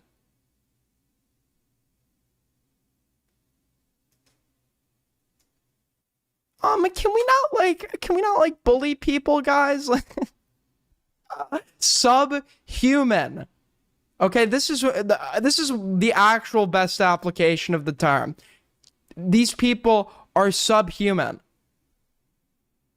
Because Becky, let me explain to you. They're just referenced in the lawsuit. They don't actually form like they're not asking for some restitution according to those. But didn't we know about this already? No, didn't we know already that like Ethan had gone? I feel like this isn't new information. I'm anti-bullying when it's an unfair fight, like what Beckett's friend does. When you pick and choose who you're going to argue with, going with the most autistic, verbally incompetent people possible to argue with in your hug box chamber discords, I think that's bullying, right? I think that's absolutely bullying. You're just picking on the weak to get easy wins. That's bullying. We're in an instance, these are two commentary creators who Beckett regularly covers regularly covers people's embarrassment, makes fun of them, etc. You cannot bully someone like this. It's not possible. They've signed up for every insult. They've signed up for the threshold for bullying when you're a commentary creator is non-existent. It is very hard to quote unquote bully somebody that does what Beckett does. I feel like there was a pretty public discussion on all of these fucking streams. About what? About the fact that Ethan was going after the H3 snarkers and wanted the names of the mods and therefore was utilizing and the lie that has been told is that it was members' content or full re-upload mirrors to siphon views, and that is a lie. Bro, I thought, to be fair, I thought Ethan was suing them for defamation at one point. Okay, well, you've got no idea what's going on, clearly, Beckett. That's fine. I'm telling you, Nick, I'm literally showing you the evidence. What is happening with my server right now, man? What is going on? This is so fucking retarded. Right now that Nick was sent the evidence of the strikes December 2024, January 2025. Paige Christy's video release is January 2025. In the debate, what is it, May? It's brought up. Nick still pretends not to know then. So, you could maybe give him benefit of the doubt, say that. Then you'll take care of it. Cool. Maybe he didn't look at it back then or something. The lawsuits weren't out yet, so it wasn't confirmed. But then past that debate, lawsuits come out. It's referenced in there. It's absolutely confirmed. Why does nobody sit here and claim, oh, Aiden's getting bullied right now? In dramas where I signed up for this. I shit fling against people. I make fun of people for not like for I make fun of Bill for all sorts of reasons, and I understand that in my assumption of this position, you can be as mean to me as you want, and I don't really get much room to bitch. I can bitch if you're lying about me, okay? Because I don't lie about other people, so I would expect you would treat me the same way, because obviously you do unto others as you wish would be done unto you. But other than that, like, you understand when you can't really do the I'm being bullied thing when you assume the role of laughing at others. Stuff in that snark thread is absolutely true. He then reviews the Paige Christy video and still pretends to be ignorant. That's a lie, Beckett. Okay. I would say at the very least he's obfuscating. I don't like using the word lie. Yeah, at the very least. At the very least he's obfuscating. It's fine. At the very least, Beckett. But it's a lie. Sure. He's been sent the evidence. He's acknowledged the evidence. He's replied to it. He says in this clip that he's read the Reddit thread and he just didn't believe it. Yeah, if he was going to respond to this Paige Christy stuff. Then that information subsequently passed when he read that Reddit thread had been confirmed 100%, undoubtedly, by Ethan's side. So it was already confirmed before that, by the way. We're playing stupid fucking games here, pretending that the lawsuit is when it gets confirmed. But if you want absolutely nail in the coffin evidence from Ethan's side, so from Ethan's own mouth, his lawyers, that's where it is. By that point, there is no excuse. And in this video, Nick is pretending otherwise. He is pretending to not know. Which would be lying. Which would be a lie. Okay. Sure. So Nick lied. Sure. Make him say the words. Make him say it. So, I'm good. I got my pound of flesh. That's fine. You, for some reason, decided to actually go down to the This debate bro bullshit, I swear to God. What is it to be a debate bro? Out of curiosity, what does that even mean? You can win an argument, you can argue coherently, and like the other person is unable to argue back? Is that what being a debate bro is? To engage in argument? Like, that term has been like abused to shit. He's not invoking logical fallacies here, or like trying to talk like Destiny, or like, you can't really use that one. I think it's appropriate to use it when somebody's like sweat lording in an unserious debate, using like invoking logical fallacies and shit. That's cringe, sure. But this isn't debate bro stuff. I don't know where that's coming from. The fucking bone defending this when it's retarded. It's like, I mean, hold on. When I started this conversation, it was just Beckett won't call out anything Diorio does. And my point has been, when it's come to the lawsuits, when it's come to any of this Ethan Klein stuff, I've been massively fucking... When you start this conversation, if you mean start this conversation like a year ago, maybe I said that. I've never said, you never call anything out. I'm not saying that. I'm saying you will always find a way to avoid that final step, the obvious conclusion that logically follows that is actually damaging. That is what you avoid. You will go, oh yeah, you should have done that. Oh, he fucked that up. You will do that. You will never say lied. You will never say. Hold on, I do. Okay. A specific. Sure. There is. Okay. Application of malice. Okay. Sure. Yes. And you can see this in my videos. You can see this in other content I put out. I'm incredibly fucking. Why is Cal timed out now?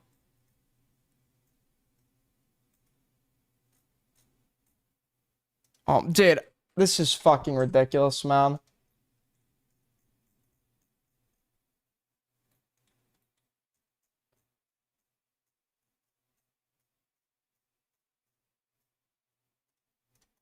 One sec.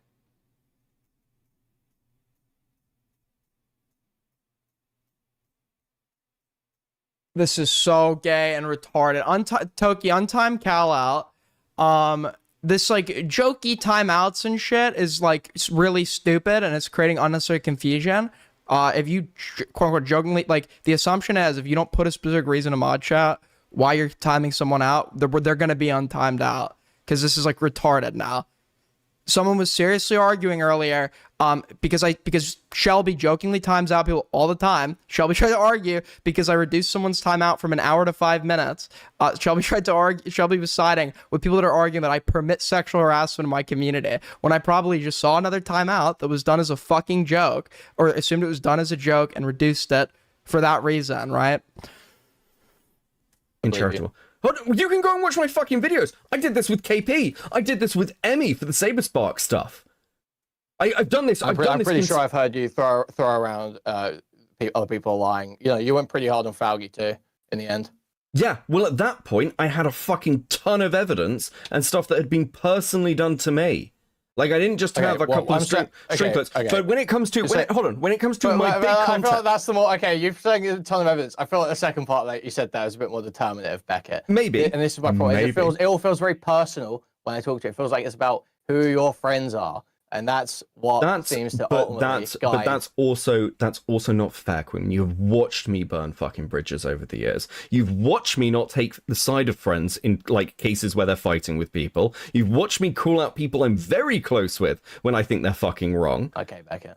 Okay. You've watched me done that. Listen, I've done that. I've done that. All right, so I gotta lock in. I can't handle moderation shit. I'm sorry. I can't double task here. Sorry. So, okay. So just so we're clear, I'm putting it on the record. So no confusion continues, right? If you're a mod in my server or whatever, and you time, or in my chat, or no, just in my server, if you guys time anyone out, put the reason in mod chat, or we're going to assume you're doing a gay bit again and just untime them out. It all feels very personal when I talk to you. It feels like it's about who your friends are, and that's what seems to ultimately guide. I'm locked in. I'm locked in. It's being handled. I'm locked in. That's also not fair, Quinn. You've watched me burn fucking bridges over the years. You've watched me not take the side of friends in like cases where they're fighting with people. You've watched me call out people I'm... Yeah, but I always feel like when he's doing that, like when he did it to me, there's like some underlying interests where like with me to cut me off, it's because I'm beefing with somebody that you also hold an association with that is more beneficial to yourself, right? I have not seen any like brave bridge burning from Beckett ever. I've only known the guy for like over a year now. I have not seen like bridge burning where it wasn't already the opinion of the community to dislike a given individual, or like, I don't even think you have to burn bridges. There's some people that never burn bridges. I don't think inherently talking to somebody or maintaining a bridge is an endorsement. I think that's gay and cringe. But like simultaneously, there are some people where like whether or not they're burning the bridge is like it's just out of convenience, not because of like a genuine legitimate violation of like inherent principle. Very close with when I think they're fucking wrong. Okay, Beckett. Okay. You've watched me done that. Listen, I've done that. I've done that around you. But like, yes, I am consistent on this. Go and watch my fucking Saberspark video. I'm like, at the end... just you know... At the end, I'm like... You know better than to raise your hand to the Don, I understand, Beckett. Okay, well, again, I'm at least engaging with you, dude. Like, I'm at least engaging with you. I at least showed up. Well, I used to say this to Beckett's credit. I used to say, even though Beckett is wrong about literally everything ever, I think it is admirable to some extent to be willing to show up when you're not confident in your position and know that you're taking on a challenge. I said previously, he's not picky and choosy about it. The fact that he's willing to talk to Kuihman, for me, kind of like, you know, that is like that is on the most minimal level respectable, but only because it's not regularly done. That should be the given, right? That you're willing to engage with other creators in a live critical format when you criticize people on live regularly, but not everyone does it. So I've respected that. The problem is that respect went out the window when you go and make a false claim about me and now all of a sudden I'm willing to talk. Okay, that like was completely refuted. The engagement is conditional. He only feels like he's only engaging here because he feels like he has to. He can't just blatantly run from someone like Kuihman. Kuihman's respect is valued by him. Like, I'm not trying to like... No, yeah, Beckett, look, I I thought we have the same, you know, aftercare every time, Beckett. Okay. Like, listen. I engage with people. Yeah, I know. Yeah, we talk. I used to say that about Augie, but he's been real quiet lately. I mean, he's not like and with Augie, it's different because Augie's like not. He's like doing this like really part-time, like he doesn't like when he's offline. He doesn't like engaging, but I can totally see if he's sweeping or whatever. Sure, I could see Augie doing that. But Augie's like he's not really a streamer in my mind. I don't view him as such. I know he streams sometimes, but I think he just does it sometimes for fun. I don't really see I don't think he's really in it like we are. Maybe I don't watch his stream, so I don't even know how often he does it, but isn't it like once, like every couple months or something? I don't know. Talk Beckett, yes. I love that you talk to me. Yes, yeah. I think this is a fuck up. At the very least, I think he's obfuscating. He's lying. He's lying. There's a word. It's almost like we have a word that can be applied here that would be the best fitting descriptor that you have no justification for not applying here. He is lying. He was going to cover the Paige Christy video. He shouldn't just like move straight off from the DMs. They're his fucking DMs. He probably should have done. Wow, guys, this really hard-hitting criticism. He's obfuscating and should have covered this.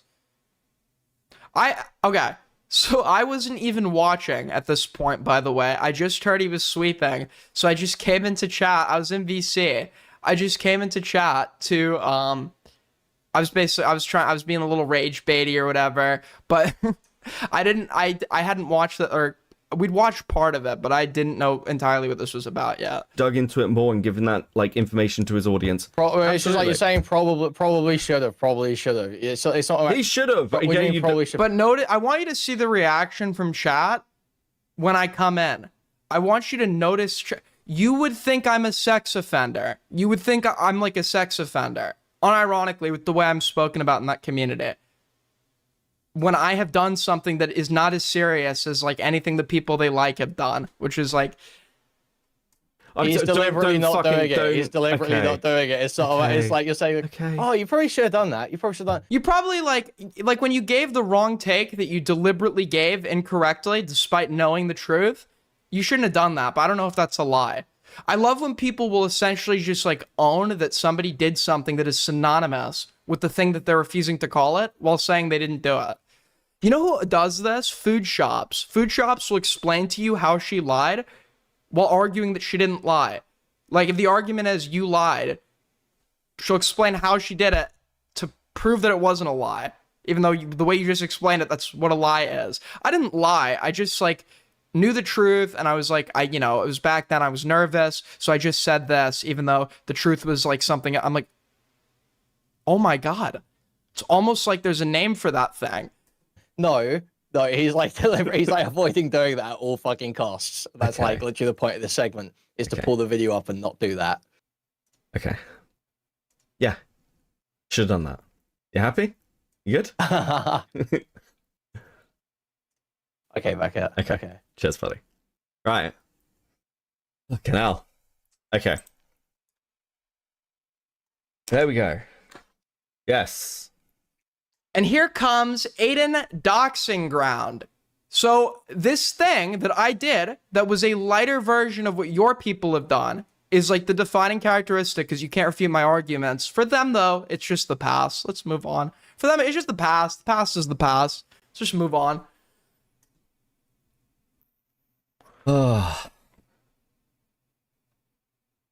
Okay. When Gilded Poo, who was a mod in the I don't know if he's still a mod, but at one point he was a mod in the Cope and Seat Discord server. When like that guy, after he had shown photos of Lio Convoy's wife that he obtained from her personal Facebook, when he showed that in his video on Lio, which wasn't an impulsive act, it was something that he manually edited into the video and would have rewatched. Right? That's just like the past. Who cares? So now people are talking about me in chat, and they're going to be people that are going to ask Beckett to come talk to me. I didn't want to actually talk to Beckett right then and there because I was, I was high and tired. Right. But right. I do want to talk to him. Like, I talked to him right now. We're done, and I've still avoided watching Kilo's video on stream. With this stuff, it's fine. Once again, I am more than happy to hear arguments from other sides. I'm unconvinced by the first clip. Sure, this one with Paige. The coverage is a shit show. Okay, I just said look at the way that they talk about me, but I realize when you go down, a lot of people talk about me are my own guys. But, yeah, okay. Back to Jeremy. I think we're done with Jeremy, actually. Should we check in with Jeremy and see if he's, like, fucking drunk? He's about to talk about me. That's why we're watching still. Dude, what a fucking shit show. What is... Oh, no, buddy. Oh, bro. So he's gonna go back to the quartering. That's not a good sign. Okay. Okay. So.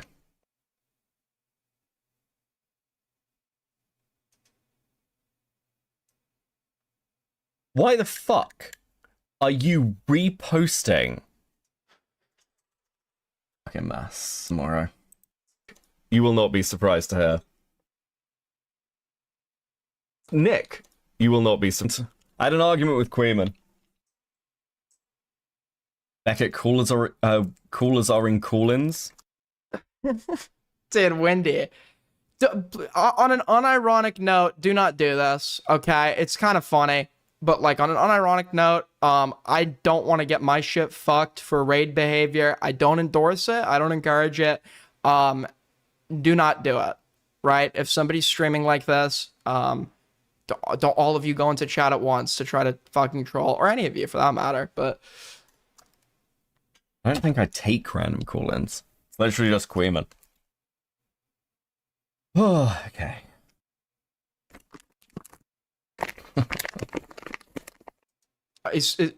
What is he drinking? Is he drinking a Capri Sun right now? Hope you're enjoying. You guys remember those? You guys remember Capri Suns? Remember that? Weekends, true. What did Nick do? When the So then he says Aiden DMCA stuff with Reddit came out, and when he covered why is he drinking a Capri Sun? Paige Christy's video on it, he deeply obfuscates certain aspects of the lawsuit to do with the Reddit DMCA. Aiden wants to call in. I'm not doing an Aiden call in. Literally rather set fire to myself. Why are we I would too if you made like an incorrect claim about me that I can argue against. I wouldn't want to talk to me either. I understand. You still should, so you don't look like a pussy. But I guess like that doesn't really matter over on that side, so it's like not a big deal, right? Cowards, dude. Okay. Remember when cowardice was like something you would be doing everything in your effort to not portray the image of publicly? Now it's just like people are just comfortable being like admitted overtly like overt cowards now.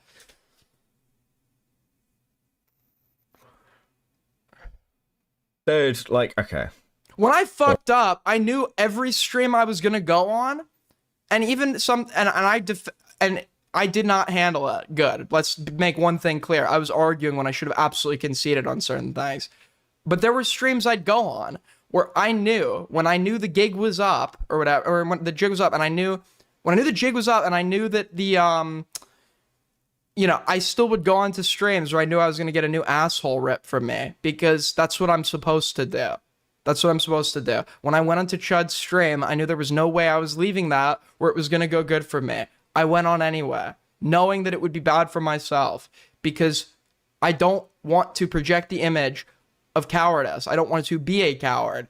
And I expect other people to show up and take their blows. So why wouldn't I go do that as well when I do something or say something wrong? So it's just like really pathetic that he runs. Or like Aiden. Listen, Aiden's been getting slightly less unhinged, I hear. We had one incident on one night that then I tried to like defend retardedly for a few days. This was months ago.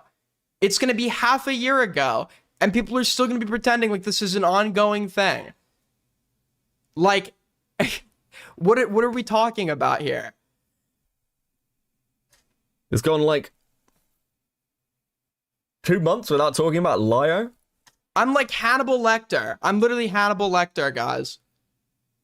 It's so dramatic. It's like fucking, dude, I hate to, listen, Missy might get mad at me because I'm not a real feminist here, but like, he behaves like a woman. It's so dramatic. I drunkenly reposted some fucking woman's like docs in my Discord chat. It got deleted, right? I got criticized for it, rightfully so, and I got ripped a new asshole, and I admitted I was wrong, albeit later than I should have, right? I admitted that I was wrong. and we've moved on.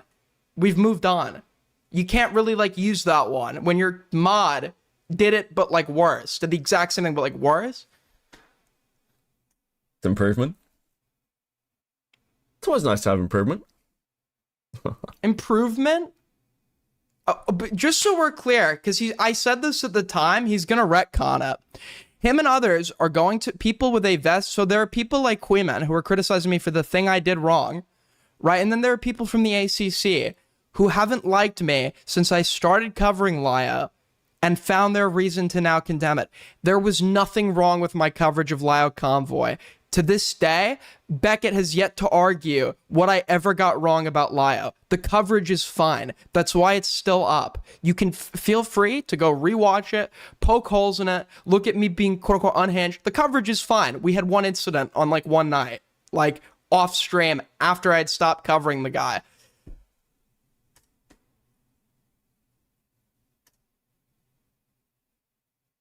Okay. Right, where are we at? Now he's still a spurg? Bro, brutal. He's gotten like less on acting like I'm like somebody. I'm sorry, but it's like one incident doesn't really help you portray that narrative. I'm sorry, it just doesn't work like that. I know what you're trying to do. I see right through it. Like, I'm completely reasonable. I'm completely reasonable. I show social pause when I've been called out for shit. I am relatively predictable. I don't think if there is anybody out there that is scared of me because they don't know what I'm gonna do, you're retarded. You're like just a pussy. You're retarded. Do you trust that, Becky? Listen, I mean, I DM'd this to Aiden. I just want him to stop schizoing out about ACC stuff. How am I schizoing out? Nobody is schizoing out. I don't think, my takeaways are, I don't think that we should ask kids to film CP of themselves. If that's unhinged to you, I don't know what to tell. I think it's like wrong when we're like calling up the schools of 16-year-olds to report them as school shooting threats. I think that's bad. I'm listing, these are all, this is from Beckett's friend, by the way. The guy who's friends with that guy is like talking about how unhinged I am right now. What is the unhinged part? Where to you, is it unhinged to not to not want him to ask minors to film CP? Is like that the unhinged part for you?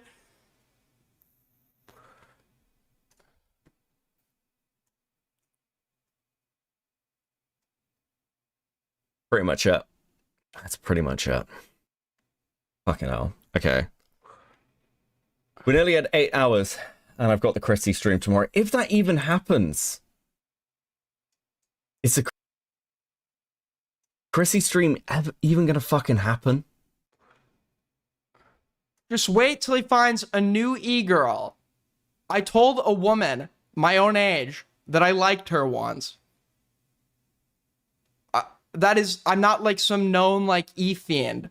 I told a woman I was friends with that was my own age that I had feelings for her. She had assumed that I was asking to be in a relationship, but I clarified, no, I'm not looking for a relationship here. And then I thought that was fine. I left it at that. And then she started moving in, I guess, or whatever, and which was like a little confusing. But the point being, right, like I'm not somebody that has like a tumultuous, like, hypersexual history or whatever, right? I told a woman I liked her once.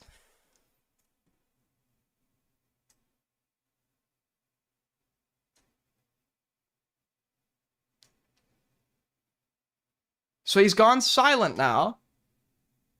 Is Kui on the spectrum or something? He seemed to get really upset when you don't see things his way. Kuihman's very passionate. Where is... Somebody had commented... Where was it? Somebody last night... Somebody has the screenshot.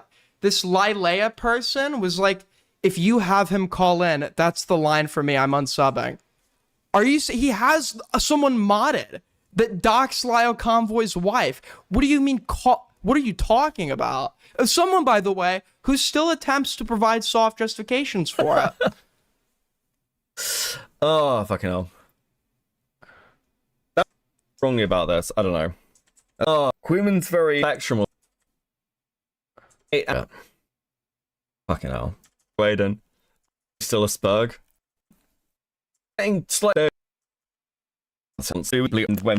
When he covered Paige Christy's video on DMCA stuff with Reddit came out. Hope you're enjoying. It's back here, I think. The sign. Okay.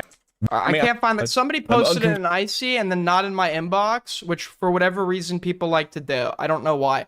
I'm not going to see or be able to pull up your shit if you don't put it in an inbox. Thank you for sending this, Shelby, who I'm mad at right now. Thank you for sending this. Aiden doesn't get to call in. I will unsubscribe. I'm not kidding. You would actually think, you would unironically, it's just so dramatic and whiny. You would actually think that I, assaulted someone. I am not that controversial of a person. If you can cite one fuck up in all my years on here, I'm probably not that controversial or unhinged of a person as you'd like to pretend when it's convenient for you to run.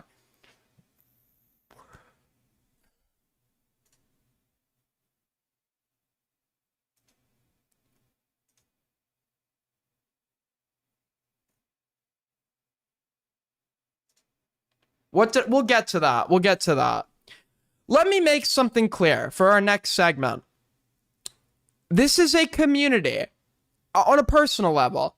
I am somebody that has historically joked about women the same way I've joked about men. And our jokes about men in this community are incredibly vulgar, as are some of the jokes about women.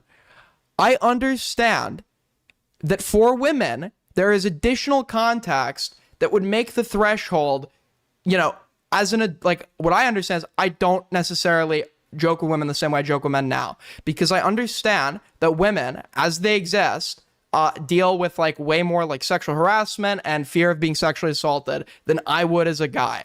And this is going to be relevant for later.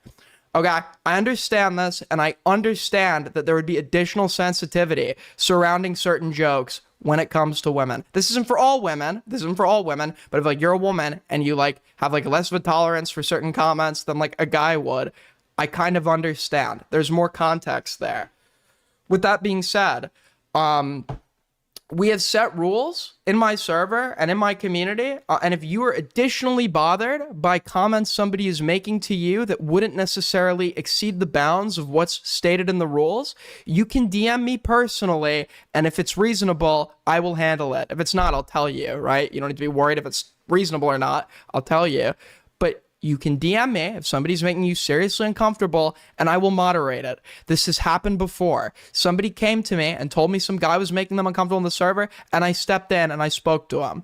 And I'll do that happily, right? With that being said, and this is going to be relevant in a sec, I have a chat called Icy Chat, which is I understand that normies don't want to have to deal with shit flinging and trolling and certain edgy jokes, etc. The threshold for the average normie versus somebody that's really in the community, it's going to be very different. So if you don't want to deal with that, you can stay in my general chat, but there's a chat which you can sign up for and enter that states as its premise, this is a chat where you're allowed to be more edgy. It's a known place for the spurgs, etc. You understand this when you enter IC.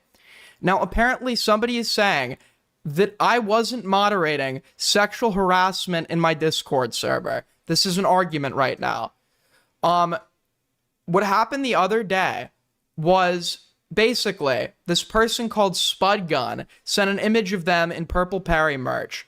I pulled this up on stream, not initially knowing it was them, albeit that wouldn't have stopped me, to make fun of it, right? I made fun of it. It's no secret I don't like Perry, and I don't like his fans. So I pulled this up and I made fun of it. Apparently this was too far when I did this, but that's not even the main argument. The main argument comes from a VC where we should just get Green in here for this. Essentially, okay, to break this down for you, what happens is, and do we have this image on hand just so we can pull this up? Do we have the image? I feel like we need the image on screen to adequately attest to this. Can somebody send me the spud gun picture to pull up again?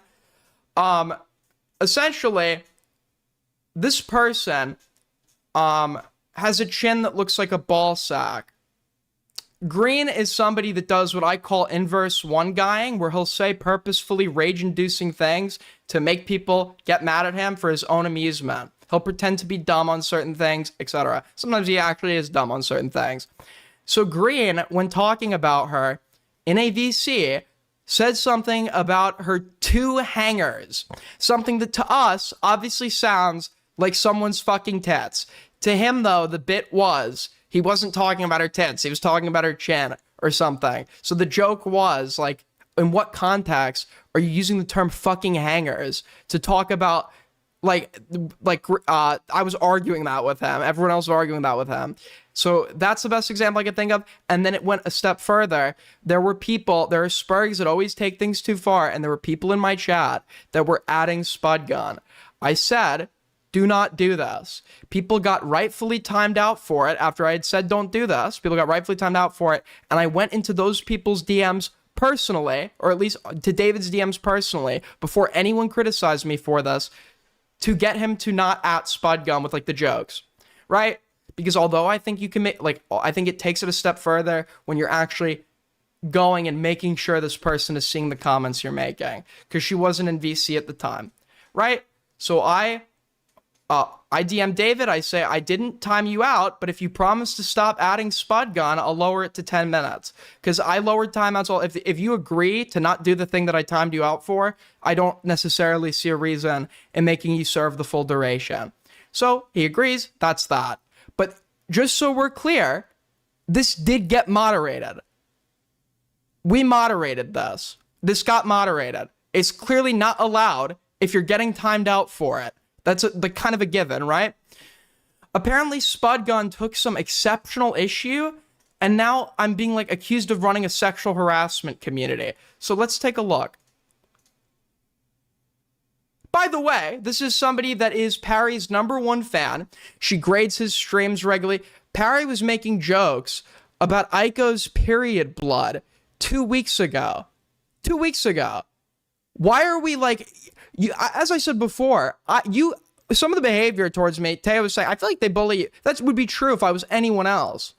But I assume a role where I know what I'm signing up for. I know what I'm signing up for, and there should be no sympathy for me in that regard. When I shit flang, and people fling shit back at me. You're in a community like Parry's that, like, regularly makes the most vulgar, vile, like, jokes one can possibly come up with. This guy did an analysis of a 15-year-old's video about their suicide attempt to look for rope marks on their neck, right? So why are we I'm sorry, you can't really moral fag over jokes when you sorry, you can't moral flag over jokes. You can't moral flag over oh, fuck my life, dude. You can't moral flag over jokes. I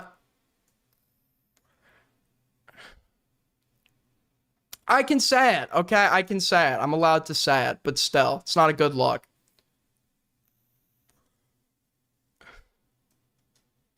I can say half of the word. I have a pass to say half the word, and that's what I did.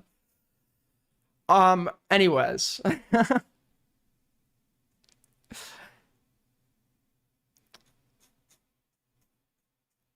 You just exposed yourself. True. True. Anyways, where was I? Yes. My college is banning a queer person for reclaiming slurs used to historically marginalize his community. I'm sorry. You don't get to police what we do and don't reclaim, okay? Stay out of queer business. And that's the T. Nails emoji. Sorry. Okay, so we have this.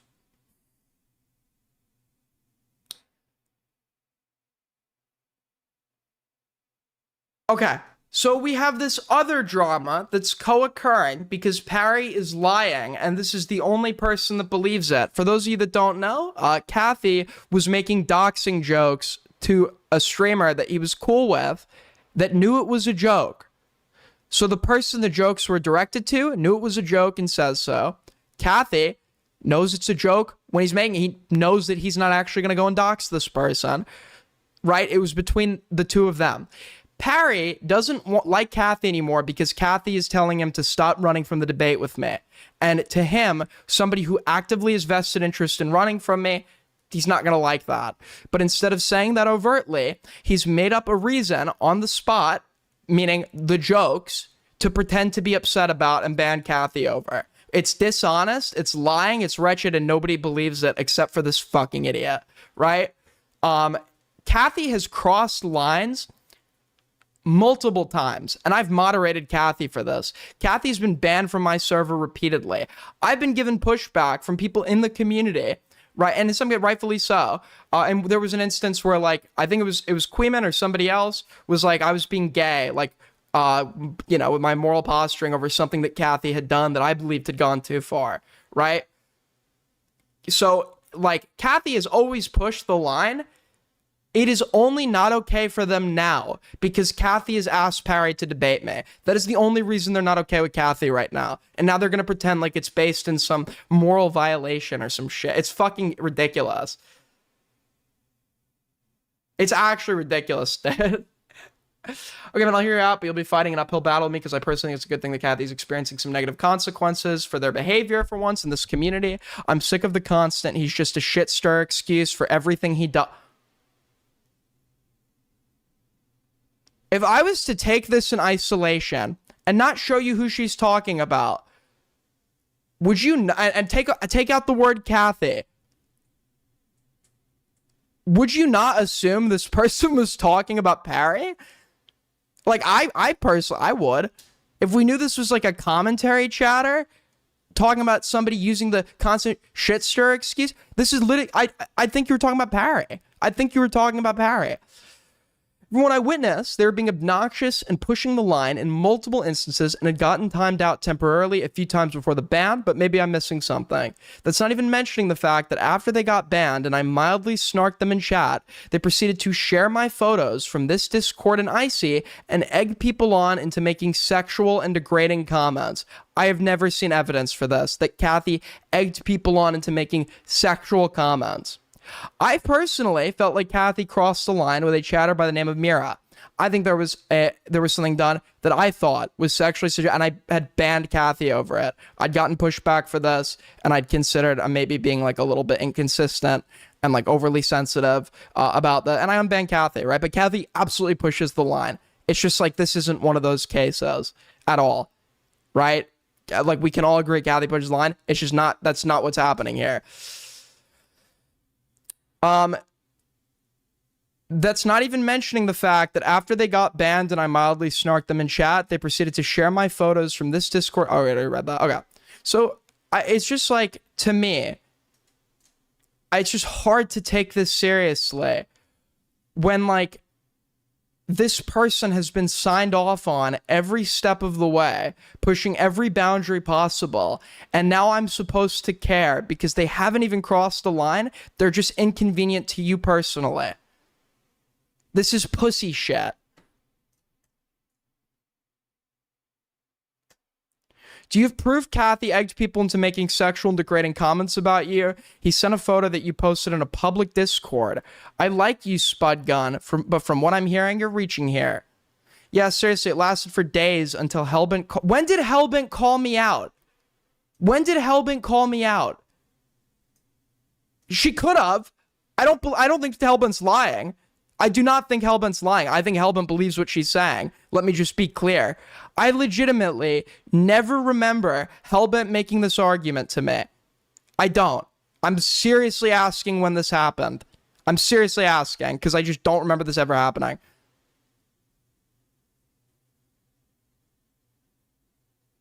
Oh wait, the photos were the photos making it was posted in the way of, have you seen that image of Kel Doge in Kuihman's merch? Something that we've posted and mocked for months that Kuihman himself has laughed at. Remember that? It was posted like that. It was posted in that regard. There's no evidence that people were being goaded into making sexual comments. That's not by Kathy.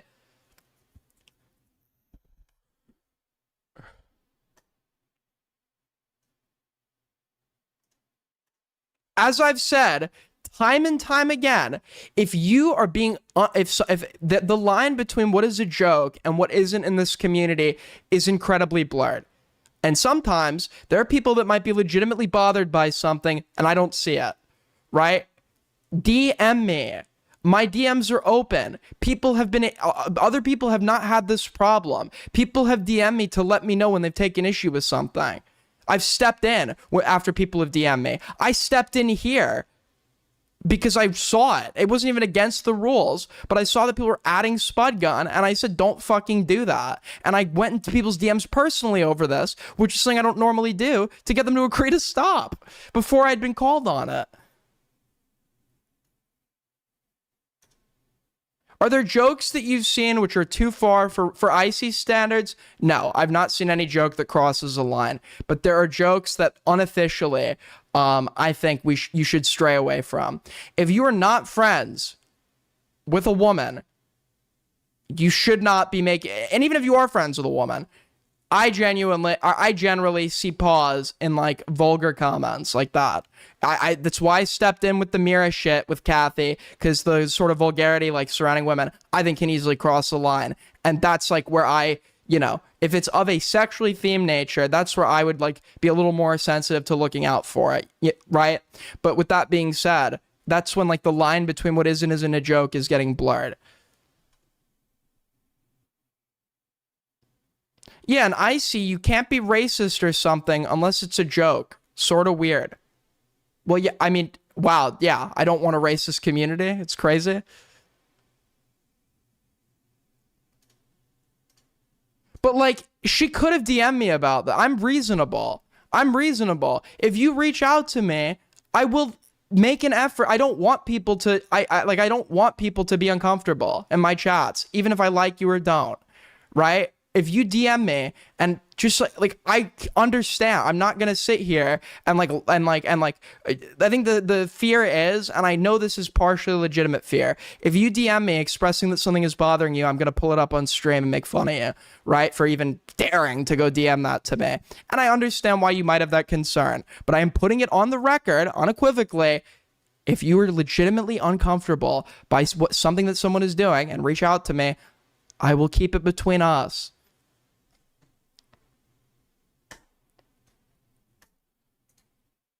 I don't think Kathy instigated any sexual comments. At least I haven't seen him do it. He just forwarded the photos to Aiden to pull up because it was Parry merch, plus Aiden has beef with Spud Gun. Aiden himself did not make any sexual comments. It was several icy chatters proceeding to post deranged. It was just Dust Bunny and David, and both got moderated for it. Aiden expressed his disapproval of such comments, but took zero action. This is a lie.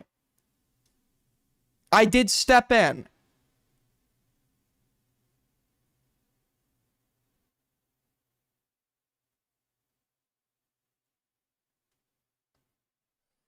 Last time I criticized you publicly, you joked about doxing me. Lol. Post-doxing incident.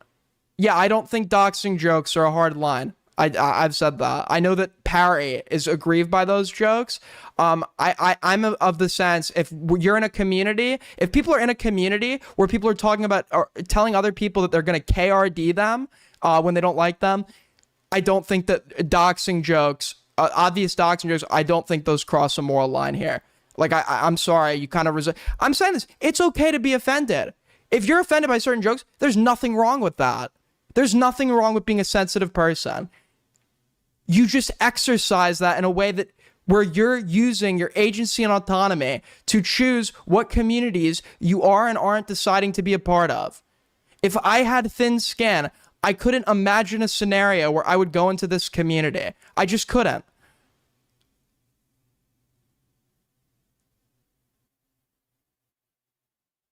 Is adding external people when you're shitting on them something that's discouraged? Yes. It's not in like the official fucking rules or whatever, but yeah, if you're being an annoying fuck, like adding people, I see it, I'll step in. There are some rules that are moderated on more of an unspoken basis because we have a small enough chat to allow for that to happen. It's not like everything needs to be like outright put in the rules for people to generally understand how they should and shouldn't behave. And if you're somebody that just can't, quote unquote, get it, I probably should not have you in chat, which used to be the case. IC is completely open now because it got remade, but I was going to close it again. Anyways, then it goes to this. I'm glad that I'm not personally being accused of saying anything because I don't like that. Like, I don't, but like, if I believe that, it's like, you have to understand from my shoes, I'm playing a constant balancing act. I have stepped in to moderate shit that I've personally taken issue with before, but I have like principles and standards that are a little more like strenuous, I guess, than like the average chatter or person in this community, and they think it's gay and lame. And I don't want to be like gay or lame. So it's a balancing act of, am I like overreacting here or am I not? Right? And sometimes I might have like trouble differentiating if it's just me that's taking issue or if it's the other person.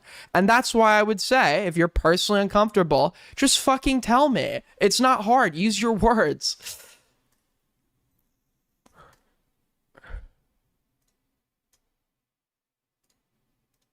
Either say you're on board with the comments or ban/time people out.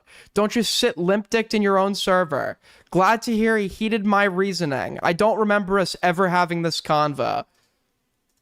I just saw that somebody was getting added, so I had stepped in, right?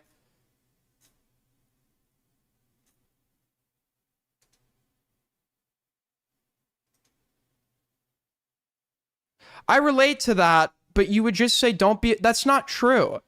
You don't have to put up with sexually charged jokes to be in this community.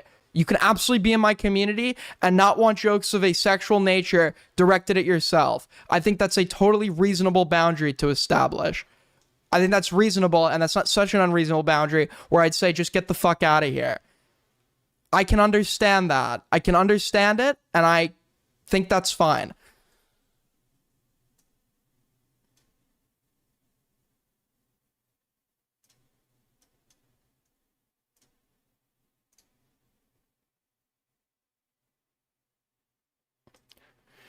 Please don't tell me I've joined a VC where people are saying Aiden's coming off weird for going on about some random female chatter's appearance, and he's responding with, can you back that up with an argument? Okay, this is a joke from Kuihman. This was Green arguing. Kuihman had joined late, so I and others had said, no, we're talking about Green here. But it's still funny to think that's what happened.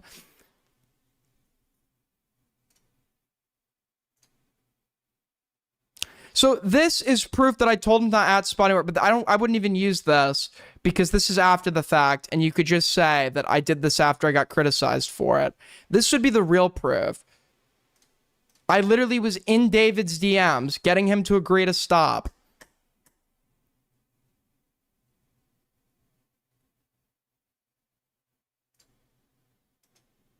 Okay, so this is Hellbent making the argument to me.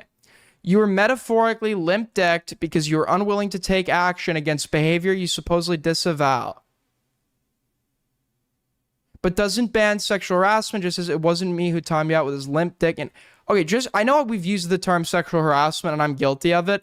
Just so we're clear, I don't even think this is sexual harassment because a boundary was never established. Like in this context, I think there are cases where you should know automatically that this isn't, like, if you go up to a random woman and start talking about her ass, most people aren't going to be okay with that, and there's enough evidence there for you to know that it's an unwanted sexual advance and for it to be sexual harassment. In this community, it's not an inherent given that jokes along sexual lines are like necessarily going to be like a hard line. People make jokes about me along sexual lines on the regular, right? It's not like a given here. If you're additionally that, you should exercise that. I don't even think this is harassment, just to be clear. But I think that now they've indicated dislike. If it continues, it would be sexual harassment. Just so we're fucking... And it was, by the way, I only have the position that I do on sexual harassment because Kuihman debated me into this like 3 years ago when we briefly spoke, because I had believed that something that a chatter was doing in someone's DMs qualified as sexual harassment. But this person hadn't inherently established the boundary, so Kuihman argued that it wasn't. I think he was right in hindsight.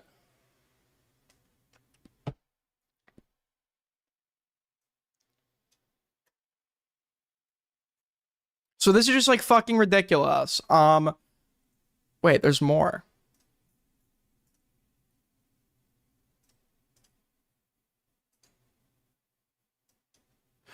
I've criticized myself or come around to criticism anytime something like that has happened with Parry, you fucking liar, and Parry actually introspects and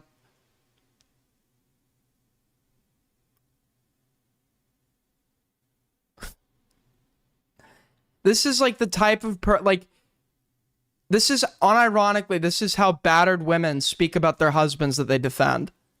I mean, he's trying to do better. He actually is trying to change. He's doing introspection and stuff. You are the only person that believes this, by the way. You are the only person that believes this. This is somebody that is devoid of a fucking conscience. Do you actually think he cares? Do you actually think he cares?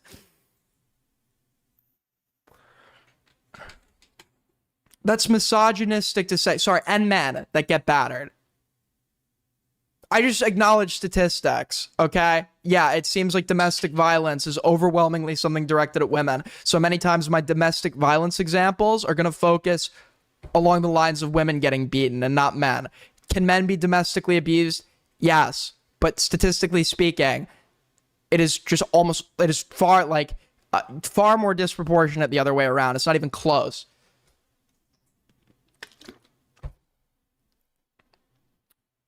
Read Taya's message. What message? See, Aiden, you worry way too much about what other people say. Hellbin ain't shit. You're a really smart person. Focus on your content without hate. Thank you, Taya. That's much appreciated. I'm not mad at I'm actually, believe it or not, I don't really hate Hellbin. I honestly don't. At least not now. I temporarily hate her because I find her annoying. But it's it's as deep as that. I'm not when I realized Hellbent really does believe what she says, and it's not just being said to spite me, my view of her became more favorable, even though I think she's wrong.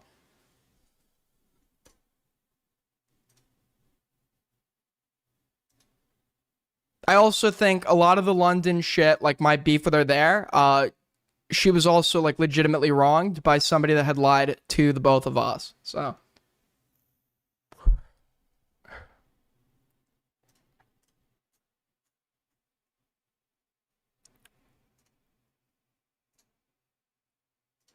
to prove it happened, because a lot of this is in VC, is Kuihman just making up what's happening as a joke, or is he making up what's happening hearing in VC because it's a lot? No, Kuihman. So the Kuihman comment happened because Kuihman joined late and was making a snarky joke to cause me to crash out. Kuihman was corrected that it was Green that was talking about Spud Gun, not me, right? And that was the bit, was that Green was denying that he was talking about her. The whole bit was Green's talking about this person's massive hangers, and he's denying it was about her. He's claiming he's talking about her chin, right? Not her, that's the whole jokey argument that's going on in VC at that point in time.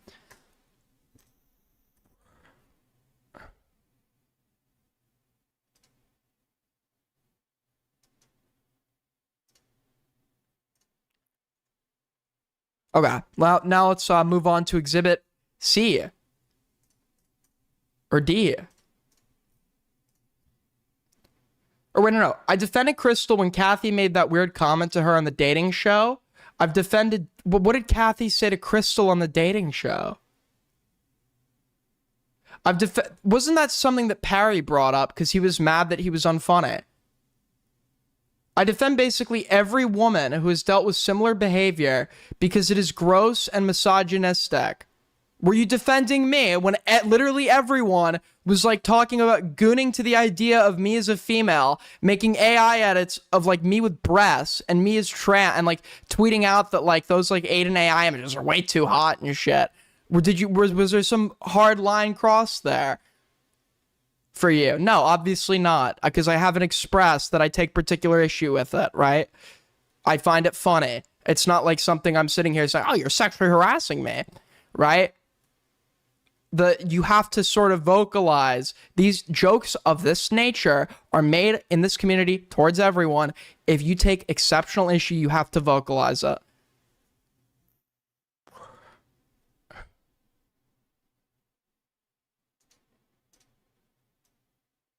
Spudgun tried to make it seem like Kathy was being creepy when he was just being funny for the show. Even Missy is saying that Kathy wasn't being creepy. You guys have to understand, Missy is, I'm being a little facetious, Missy is the #1 defender of women in this community. So even Missy is saying that Kathy wasn't being creepy. Kathy might not have been that creepy then. Is the chin point a serious argument or a joke? The joke became about her breasts because Green was talking about her hangers, which is obviously about breasts, but claiming it was about her chin. Green was like rage baiting or whatever, which is just something he does in VC a lot. But I think that's maybe what they think is too far. I don't know. My only involvement was I was participating in the joke argument by telling Green, when you talk about somebody's hangers like that, right? People are gonna think you're talking about their breasts. And Green's like, no, I was talking about her ballistics, not her boobs. And it's like, Green, that sounds more. That was the joke.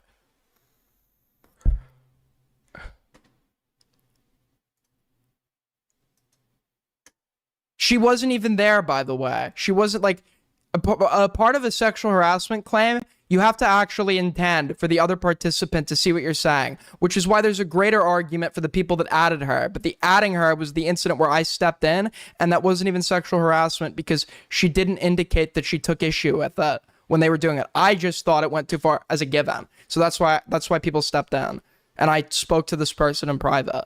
Not Spudgun, the other person.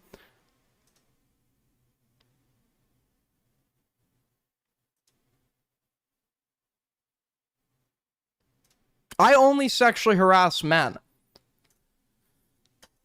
Okay, I had people tell me that Kathy was instigating the comments, saying people on a VC. I have no proof of it happening.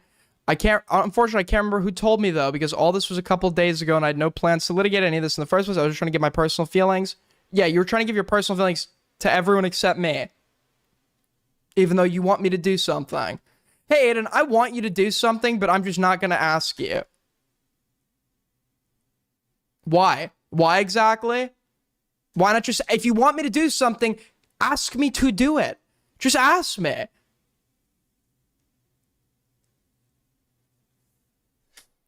Pull Green in. Hold on, people. I'm pulling him in. Everyone will get in. He's not even in call-ins.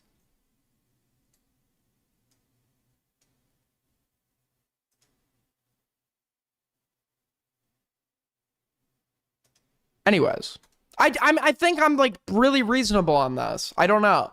I like can understand the other side's argument, kind of. Although I think this is still ridiculous. I've criticized myself or come around to criticism like that as I'm Perry fucking lie, Perry introspects. And why is Green sending repeats? I'm not complaining about being bad. Okay, this is what I do remember.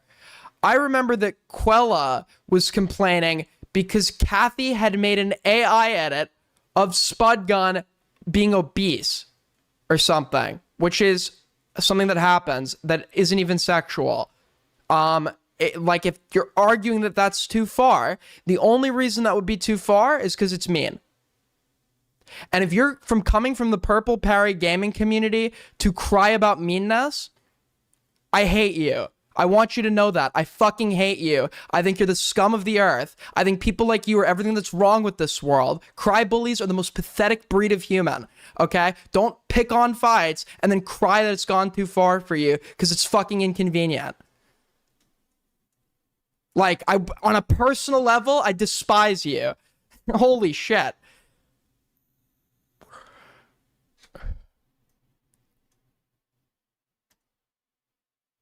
Because I've just known of people that have just done this. My whole life, dude. It's like going on the offensive, being totally fine to sign off on it when it's happening to other people, and now all of a sudden you want to call timeout and cry. It's just cowardice. It's pure cowardice. It is the most wretched behavior possible. I don't like. You can be sensitive, but you can't be sensitive and be on the attack. It's just, it doesn't work. I'm not complaining about being... Okay, anyways. You have to accept the rules of engagement. Yes. Yes. And if you can't, you should probably vocalize that.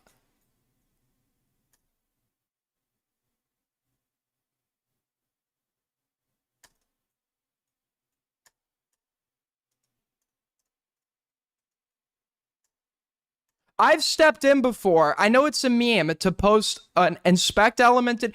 And listen. When I'm actually being seriously accused, there's a place to joke that Aiden did X, Aiden did Y.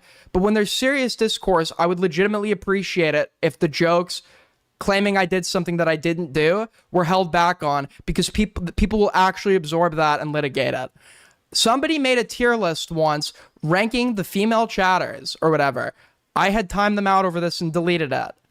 There's a meme showing me being the one to send it. It's not true. I didn't make this. This was made by another user who made and sent it. I didn't do that. That's an inspect elemented Discord screenshot. Nonetheless, I have stepped in before. Like in that instance. I've absolutely stepped in before, historically, without being asked to.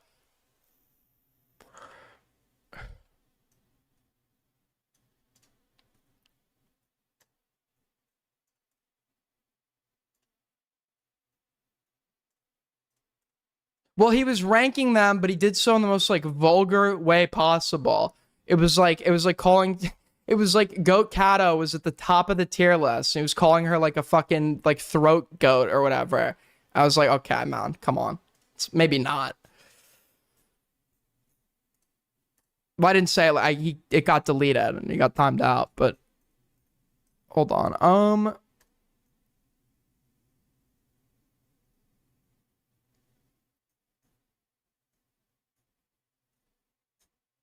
Anyways, so is that it? Is that the end of the screenshot? Okay, maybe I do need to actually get green in here.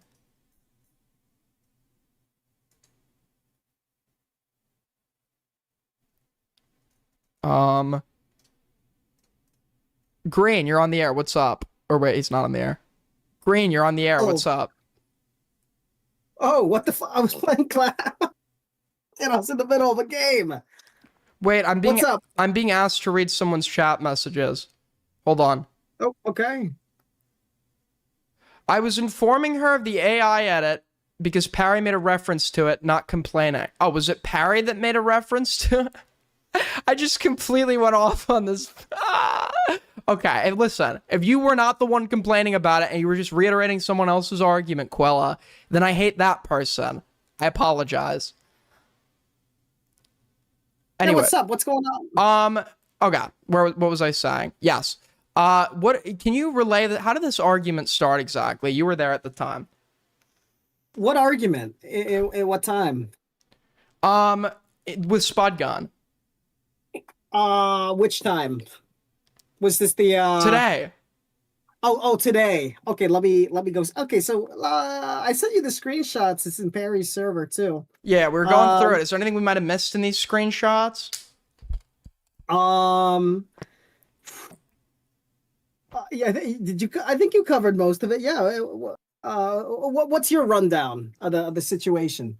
Well, this person took like additional issue with like a series of jokes that were being made, mischaracterized others, like the whole bit between us about her tits. It was about, were you talking about it or not? Because you had purposely used a word that could either mean be in reference to her chin or like that was the joke, that was the bit in VC, but she wasn't even there for that. The main issue would be the shit that she was getting added about, and I think it's like gay to spam at people at all. And then especially like I think it goes when you want the person to see your comments and they're not being made like in private or whatever, then I think there's a greater case for harassment, albeit I don't think that's what happened here, because no explicit boundary was expressed. Nonetheless, I still stepped in, as my mods did as well, to moderate this, and I reached out to go talk to this person in private to get them to agree to stop. So I don't necessarily know what room for complaint is here.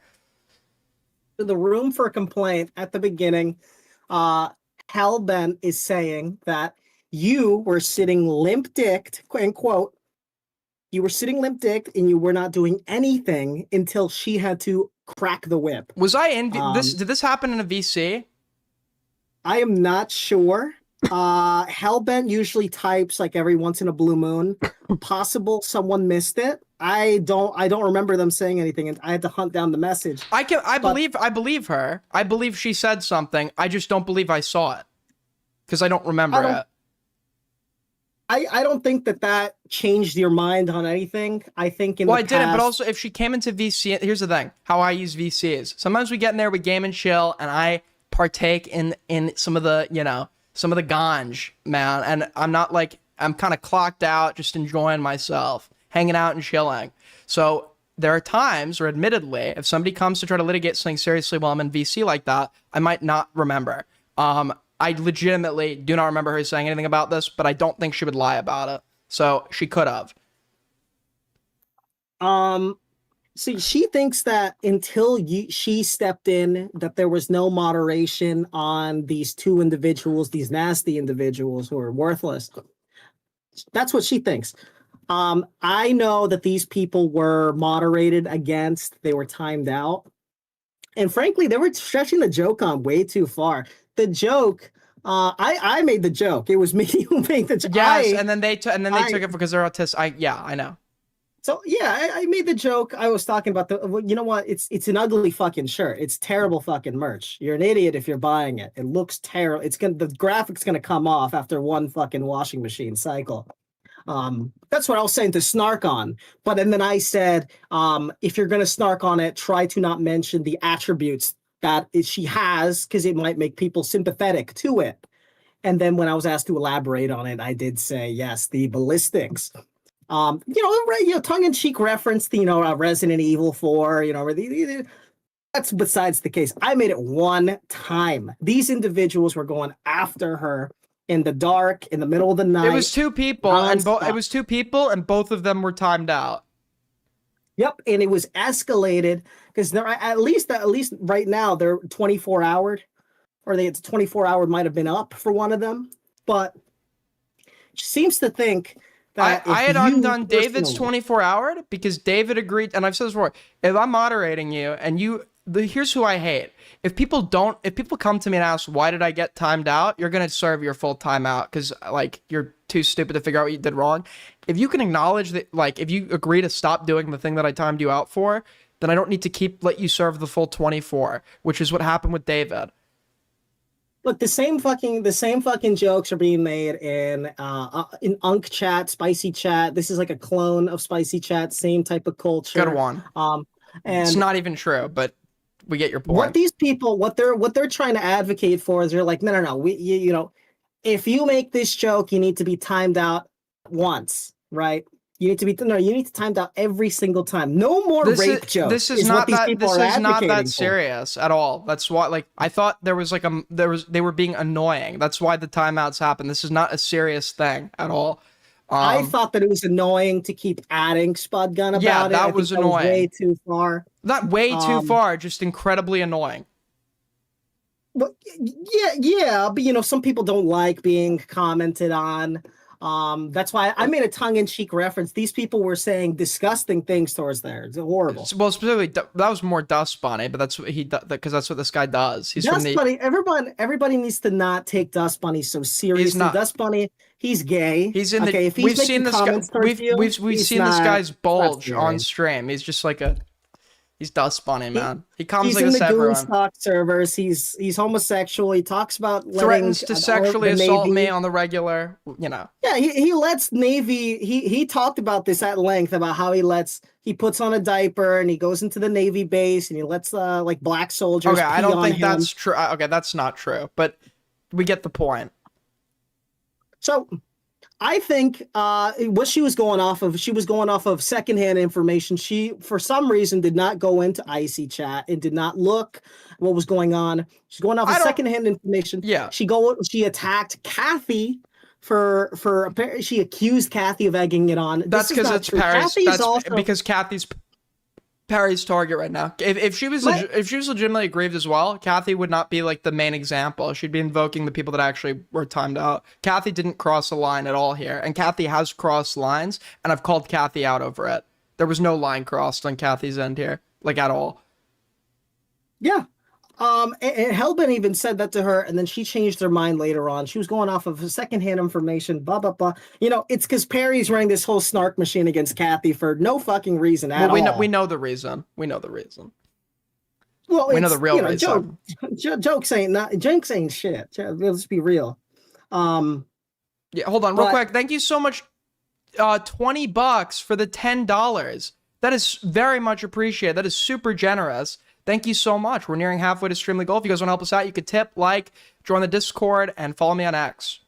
Sorry, continue. I think Spud Gun was going off of, she was a bit ignorant. She was not really tapped in like the rest of us. She had no idea what was going on. And like victims do, they keep their mouths shut. They speak to nobody about it. You've put yourself in the position where you can come to me. I am a trusted adult. And thank you, Green, for calling in. Much appreciated. Is there anything else? Yeah, one criticism against her. She said, and quote, egging people on to make degrading comments, that behavior is not going to endear their cause to me. I believe that even if you don't like someone, if some wrong is done against them, you still need to speak up if the cards are stacked against them. All right, thank you. What is that clip? What's the context of that, Gran? What clip? Let me see. The sound effect you just heard? What did I say? Something along the lines of a moan. Oh, I think I was probably drinking some Arizona iced tea. I just couldn't contain myself. I didn't expect it to be clipped. Oh, okay. Sounds good. Yes, Toki? Agreed. All right. Thank you, Green, for calling in. Take care. Bye-bye. No All right. So this is not a serious thing. This is obviously I'm playing. I got MeTood as like a, I'm playing it up here a little bit. It's not a serious thing, but we're just putting it on the record. If you were personally uncomfortable by jokes being made to you, and it's not something that's really specified in rules, DM me, talk to me. I have ears. I have ears. You could just or not ear. I have eyes. I have ears too, but I have eyes. I could read what you say. I could read your requests. Just fucking talk to me. It's not hard. With that being said, I think that the reason that Kathy is being named specifically, despite not even being the person that I thought crossed the line, is because Kathy is the target of Perry right now, disingenuously so. Because Kathy was like pushing Perry to debate me.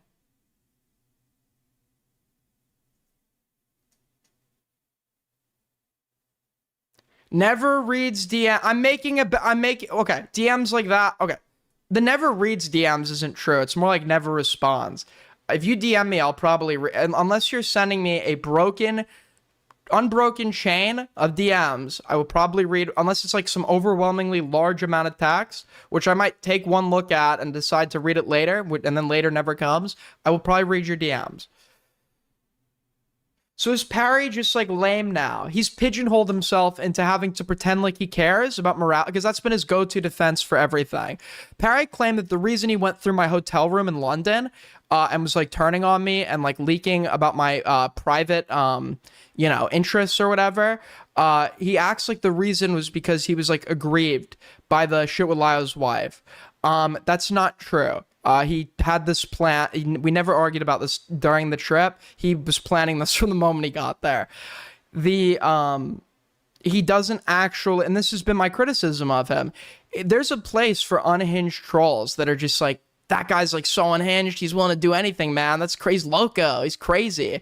But you can't simultaneously play into the unhinged troll fucking loco bit while also sitting here trying to lie that you have any moral positions, that you're like policing and shit's too far for you, right? I mean, he's gotten to the point where I made fun of somebody in a clip for sounding like a nerd. I didn't even know they were trans, and he's like, wow, so just like making fun of like a trans person's voice. I think this is like disgusting. He didn't say it like that, but he was like, he like notes it how Diorio notes that Ila's accent is like, this is offensive. It is pathetic. It is absolutely pathetic. If you see this as like cool or like awesome and shit, I honestly like, I'm questioning your sanity. No. Okay, this is the cope that everyone does. He's joking. He's joking. Parry says a lot of things he doesn't believe. Whether or not it's a serious position, a joke, or something he's saying that he wants you to think is serious, it's always changing. The question is, how do you respond to it? How do people respond to it? Parry will make comments that he wants you to believe are serious. He might not necessarily believe it himself, but that's just because he's an incredibly disingenuous person. He was absolutely trying to like note some criticism on me on the spot. He might not have thought it through, but that's what happened there. He didn't say the words transphobia. He did not say the words transphobia. He said making fun of a trans person's voice. Then there was nothing to indicate that that was a joke. The only way you could interpret it as a joke is for it being a ridiculous comment. But if we're to assume that anything he says that's ridiculous is a joke, then he can't say anything ridiculous. He just can't be like wrong or insane when we know that he's both. I ask people, how do you distinguish? Because people have argued to me that he's joking about a myriad of things. I've asked, okay, what do you use personally to figure out whether or not Parry is joking or not? And the answer always comes down to the thing that he said is like clearly ridiculous. Okay, so how do you know when he's saying something legitimately ridiculous that he wants you to believe? How do you know that?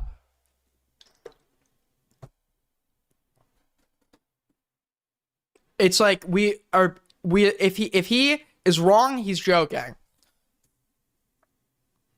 Intuition? Yeah, I used intuition to assume initially that everything was a joke.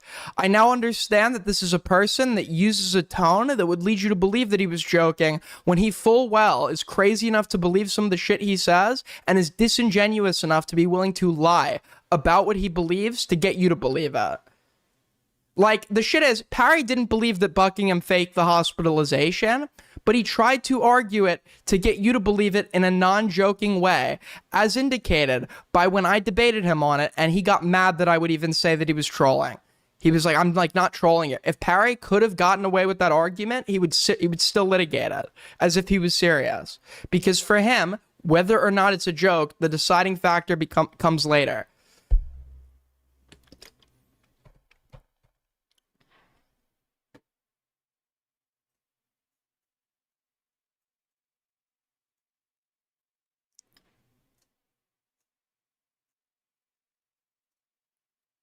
Anyways,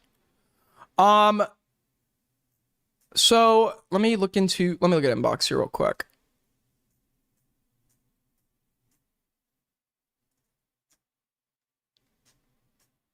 I got linked this, and for some reason it got linked to me in Icy and not inbox, and I want you to know who sent it in Icy. I wouldn't have seen this.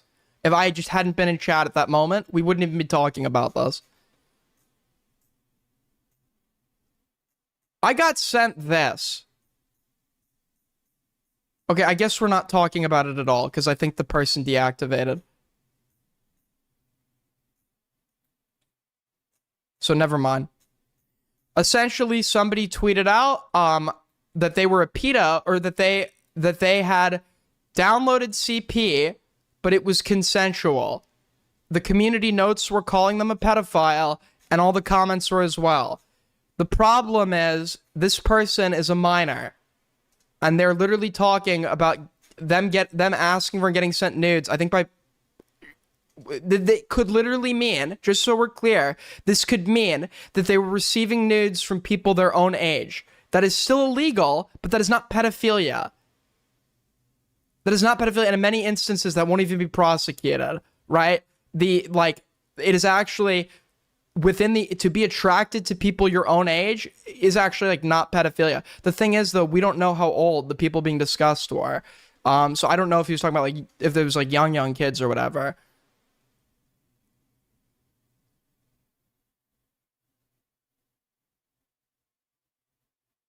You can't deny that you made Parry popular.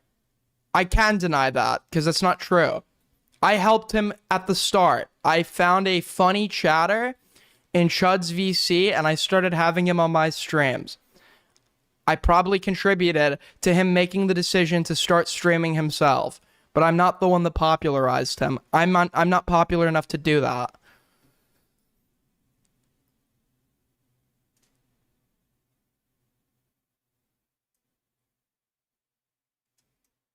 Okay, never mind. Apparently the person that made this tweet was talking about kids as young as 11. So that, yeah, they might be a PETA.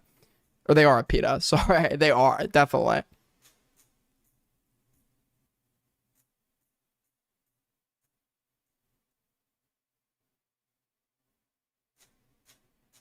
So, hold on, really quick, while we're here. There's this funny draw. Do you guys know about Return to the Land? Do you guys know about Return to the Land? So essentially, there is this guy called Arvol. Let's take a look at this.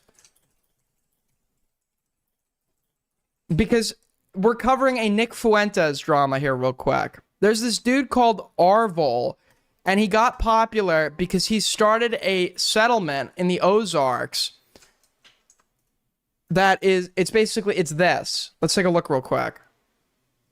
We're not watching this whole thing, but he started basically a white-only settlement that is the biggest LARP I've ever seen. Wait, hold on. Essentially, they, like, live off the land, and, like, they read Plato and shit. He believes was inhabited. Where is it? Fuck. And there's like disputes over whether or not I think it's here. Here it is. It's from CNN. Let's take a look. This is going to be relevant here in a sec. By the way, if you guys are enjoying so far, make sure to tip, like, all that good shit.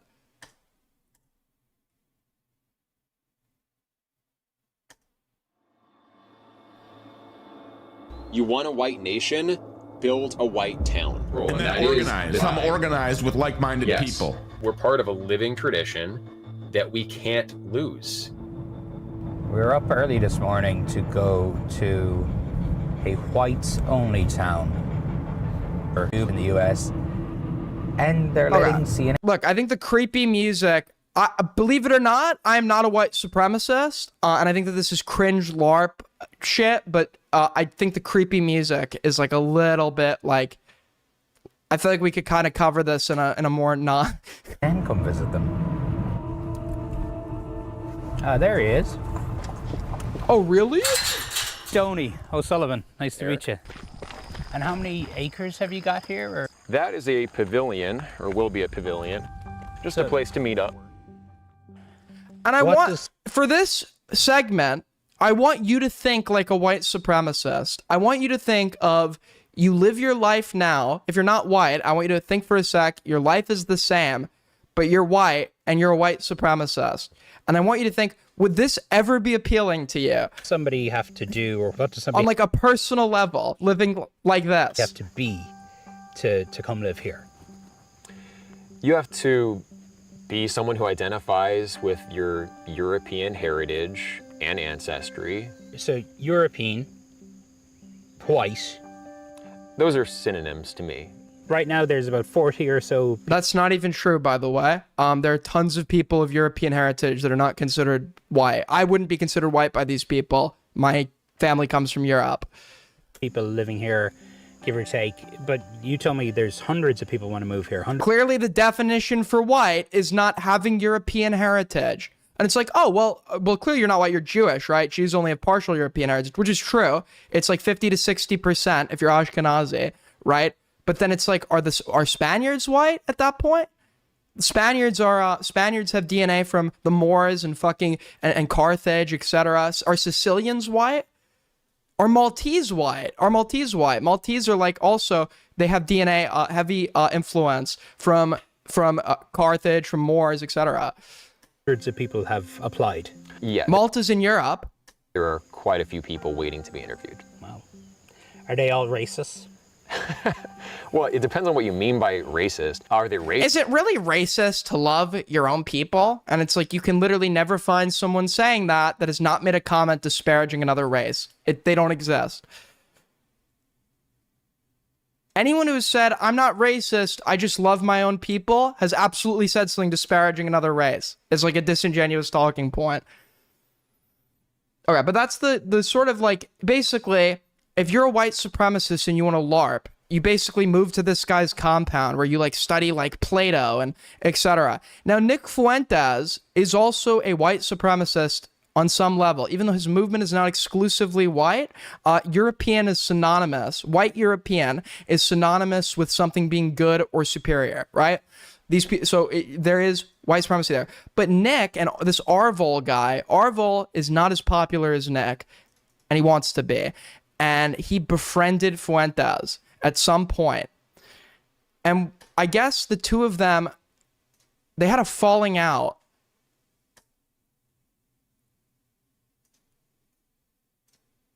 What is what to you? Do you mean what is white to me? I think that white is real, so in as it was used as a real historical grouping that has had real influence, right? Whether or not someone would be white or not matters, because in the past, people were considered, and today people are considered white or not, and that has had real social implications. I think white is a constructed category that essentially denotes superior European heritage, right? That how they perceive as like supremacists perceive as like superior European heritage, meaning historically groups that were considered having inferior European heritage were not part of white. They eventually got lumped in because it then encompassed everyone of European heritage. But it is essentially white means you were somebody that is of partial or predominant European descent that would have been perceived amongst the in-group of people who have historically classified themselves as white and were also of European heritage, right? Or the term white has been extremely arbitrary. Yeah. I mean, it is not like you ask, like, it's hard to get down to what is and isn't, like, on a social level. It's really the application of a heuristic. When you look at somebody, do they look like someone whose ancestors come from Europe or not? And that's really who's white and who isn't on like a social level or whatever. Scientifically, there is no scientific definition of white. And want to.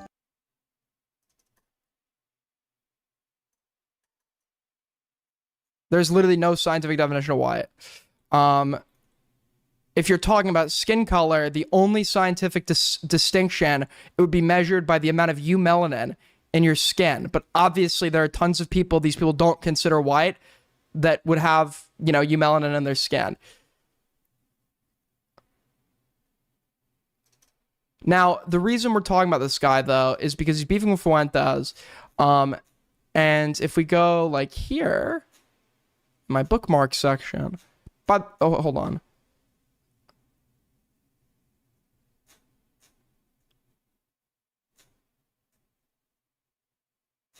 Fuck. Where is it, dude?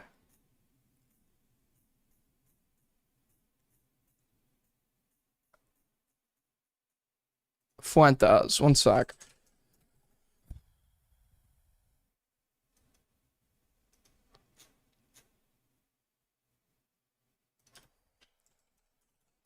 I think it's right here. We have this video from Arvol. Let's take a look at it. He's basically turned on Fuentes. Let's look. All the support that Nick has got has gone to Nick alone. It has not built up a larger organization. Okay, is there a version without the fucking music? Where's the video, dude? It's here. Fuck me. Here it is. Okay. He tweets out, "Why I have finally given up on Nick Fuentes." Let's take a look. Do you know what the worst part about this is? I watched both of their comments about each other, and on some level, the both of them are right about each other. but they can't recognize that a lot of the movements, a lot of the criticisms they have of each other is a criticism of their movement, their collective ideology.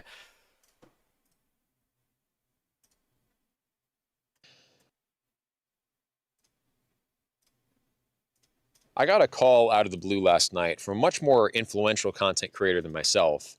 And he gave me a lot to think about the state of the country, the future of the country, what we owe to our country, what we owe to each other. He expressed frustration about the lack of initiative that we've taken, the lack of cooperation, lack of organization, when the fact is that our country is being dominated by a foreign interest, a foreign state.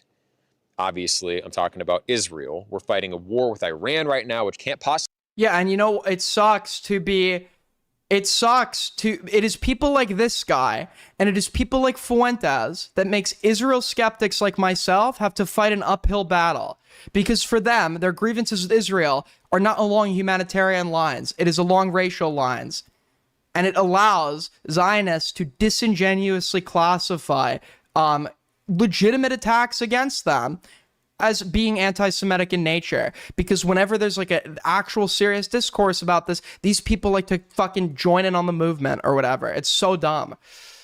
Benefit us, which is costing us lives and money and is destabilizing the global... Arvol is white, Nick is not. ...economy and... How did we figure that out, out of curiosity? Leading to the illicit gain of insider traders off of this, traitors and traders here.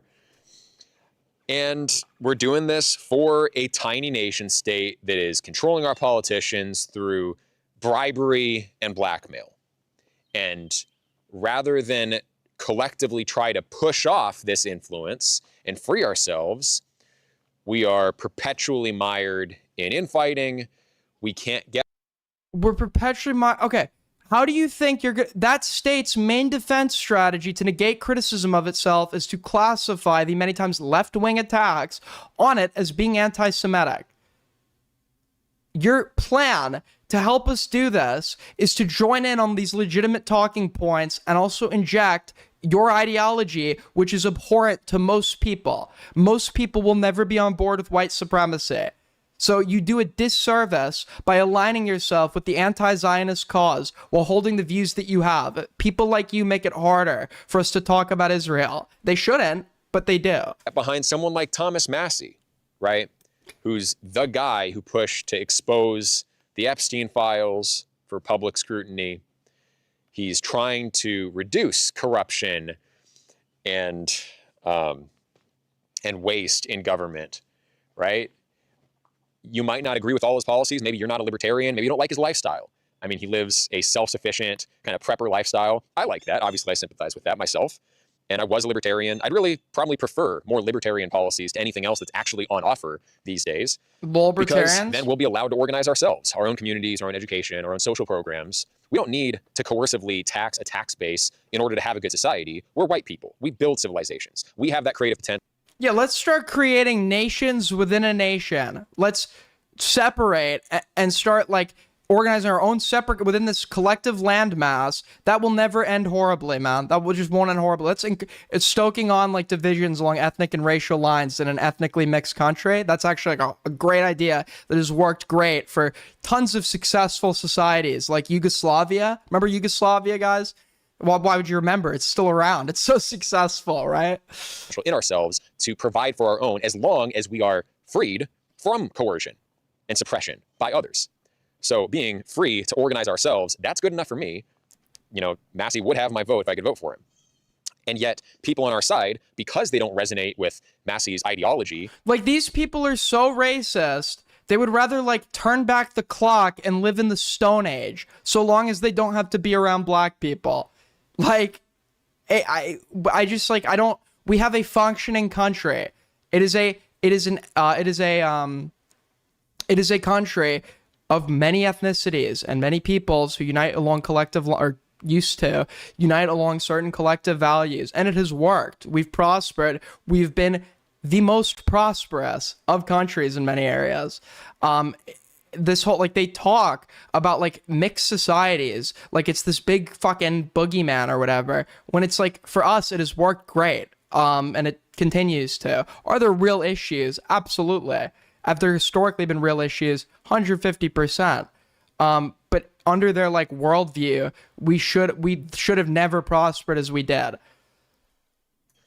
Aren't supporting him, aren't pushing him, when right now the Israel lobby is trying to get him unseated in his district in Kentucky, right?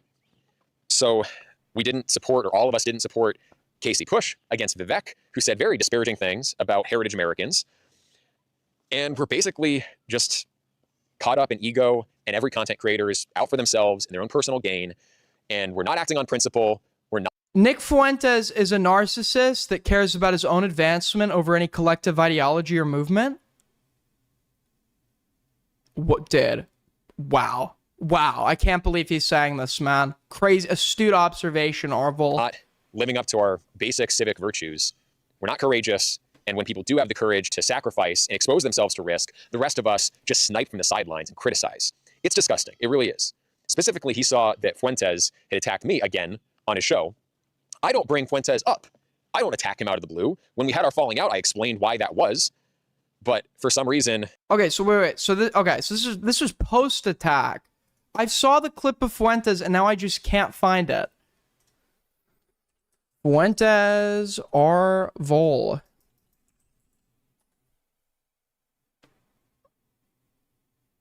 And you. So I think this is the clip. This was the clip that I saw from January when they started to have disagreements. And he's actually just right here. Which is like the weird part. Fuentes, when he's like doing when he's doing criticism of other people in the right, a lot of times on some level he is correct. It's just he's a part of it. This is why it is so important for a nationalist movement to be practical about this problem. And I've argued about people. We're just watching this beginning part. With this, if the movement cannot accommodate people's goals in their lives, it will lose those people. For a movement to be successful, you need very talented people. To retain very talented people, the movement has to become a part. Every successful like cult or ideology or etc. has known this. Scientology allows people to, Scientology is a cult, but Scientology allows people to continue in their careers and doesn't cut them off from careers because it enriches it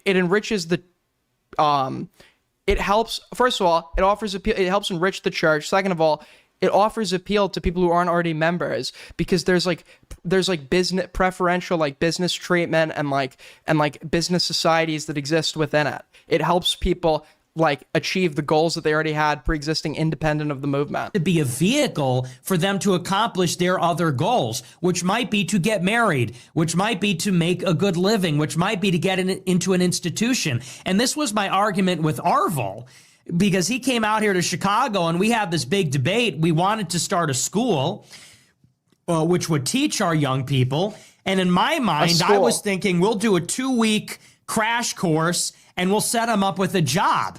That was my idea of a school. I said, we'll rent out a hotel, a conference room. So basically, courses at the Hilton taught by Arvel and Nick Fuentes. We'll do a course for 2 weeks. We'll give them the basics. We'll bring in the experts, teach them how to operate in DC. I said, and then we'll take a small class of 10 people and we'll hook them up with a job in DC. We'll hook them up with a job in politics, and then they can start on their career track.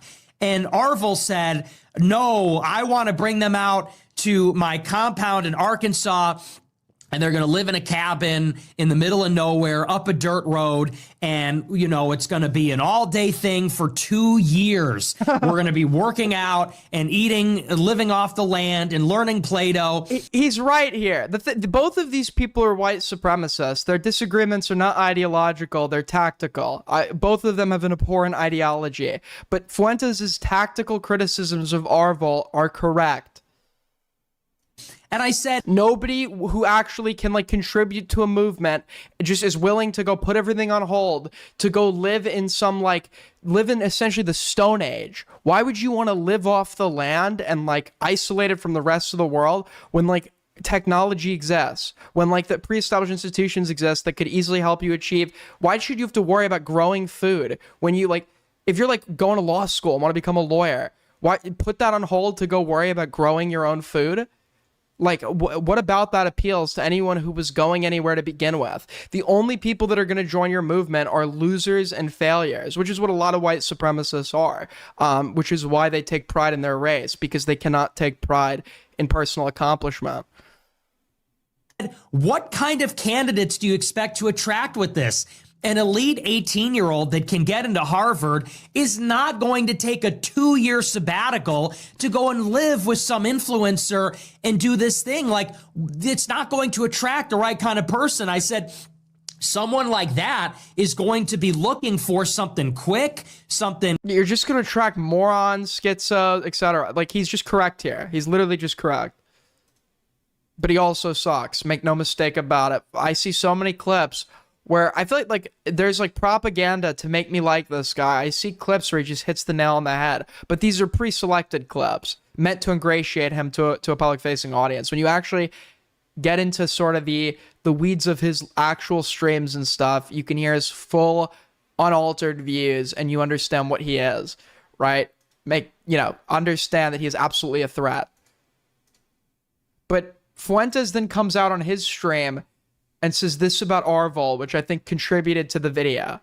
Nope. Hemp sent $20. No, we tried that 3 times. Now, I wish him the best. Honest to God, I wish him the best. But he is an ankle-biting piece of shit. I made peace with him. I was gracious towards him. He didn't deserve it. I gave him a second chance regardless.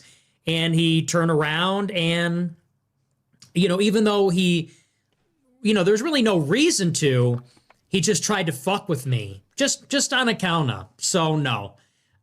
He's not my enemy. I have no enemies. I wish him the best, but I want nothing to do with him. This is the other thing Fuentes. He contradicts himself on a constant basis. He'll say things like he has no enemies and hates no one, and then you go watch other segments where he's saying the complete opposite. Another thing is like, when he's like trying to, a journalist put it best. Fuentes plays 2 people. There's the Fuentes that's hidden in live streams that doesn't get clipped. And then there's the public facing Fuentes that also says abhorrent shit, but will do so in a way that makes him look charming or charismatic to people who don't have their like wits about them or whatever. But when you actually get into the weeds, he contradicts himself on the regular. Between the 2 people he plays, he'll say shit like, it's not about black people, it's about, but then in other clips, he'll be talking about how he believes like black people should be like, most of them should be in prison and have to prove that they're like innocent before they could be let out, shit like that, right? He provides 2 conflicting people to his stream. And I meant it. I said that in the fall. I said, look, I wish you the best. I want nothing to do with you. You are clearly someone that is incapable of getting along. I want to build a clip because that would require you to be sitting through his streams, and people without like that vested pre-existing interest are not taking the time to do these things, are not taking the time to risk attacks from groypers for clipping him. And like the people watching his streams in full will almost always be his fans. And those are the clips that get astroturfed and pushed because they get sent in Groyper group chats. I'm sure tons of bad clips of him are out there. You just never see them. There's a reason these clips end up on your timeline. It's because he has people pushing them for him. He has a mobilized community. And I wish you the best. He does have hate watchers. People like Jaden McNeil, who's also a white supremacist, have posted tons of clips of Fuentes where he's saying bad or crazy shit. He does have hate watchers. He just has way more people watching, willing to clip, and are active that like him. So, luck to you. So no, that's over. Absolutely not. If he wants to support me, I have no problem with him. Fuentes has created, as a non-governmental individual, a propaganda machine. He literally runs and operates a propaganda machine, and any lone hater is never going to be able to combat that. It's just not going to happen. People try on the regular. It's not like bad clips don't exist. It's just You were an individual fighting against a mobilized machine. Not my enemy, but I want nothing to do with him. Okay, I've been around for 10 years, and I can recognize someone that's got resentment and a stick up their ass when I see it. I'm good. We tried it that way, and he. Look, I'm studying communications. As like a propagandist, Fuentes has valuable opinions in an understanding of like social strategy, etc. He is good at that, very good at it. A lot of bad people are really good at this, right? Fuentes is more tapped into the modern age. The old Trump used to kind of be tapped into this. He doesn't hold up so much because we live in the fucking, we're living in a more modern age where, and an appeal to a younger crowd that's more tech savvy. But like the other best example I could possibly think of is Destiny. Destiny is also historically, not so much recently with the Pixie shit, very good at narrative control historically. He's another person he's not good. He's not a good person. But he has a locked in, mobilized audience that will viciously defend him and clip him, etc. Slap the hand away. So it is what it is. If he wants to support me, I'm bigger than him. I am the movement. Hey, he can support the movement. But no, I think that's done, sadly. I think that's over. Hemp sent $20. Old news, but I recently saw a video of net. Okay, so this is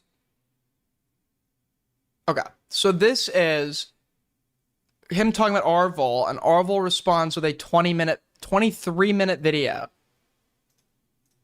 Nick feels like it's appropriate to impugn my character, even though I am very transparent with my goals. We need white communities. I'm one of the few people actually building white communities, organizing white business networks. I'm sorry, but I'm trying to think like a white supremacist for a minute. You believe you're combating Jewish influence. You believe, and it is partially true, that Jews have excelled in major institutions and are hostile to you on a personal level.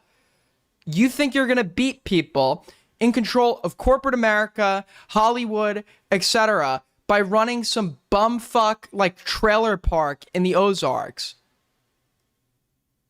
Like, it doesn't make sense on a tactical level, even when you believe what these people believe. Nothing about this makes any sense. You're going to take in, like, low IQ, fucking, like, which is typically what a lot of white supremacists are, right? But there are occasionally some that are not necessarily the lowest of IQ individuals. They just typically are emotionally stunted in some way, or there's something else going on. But those types are not going to be appealed, or not going to be drawn to a movement like yours.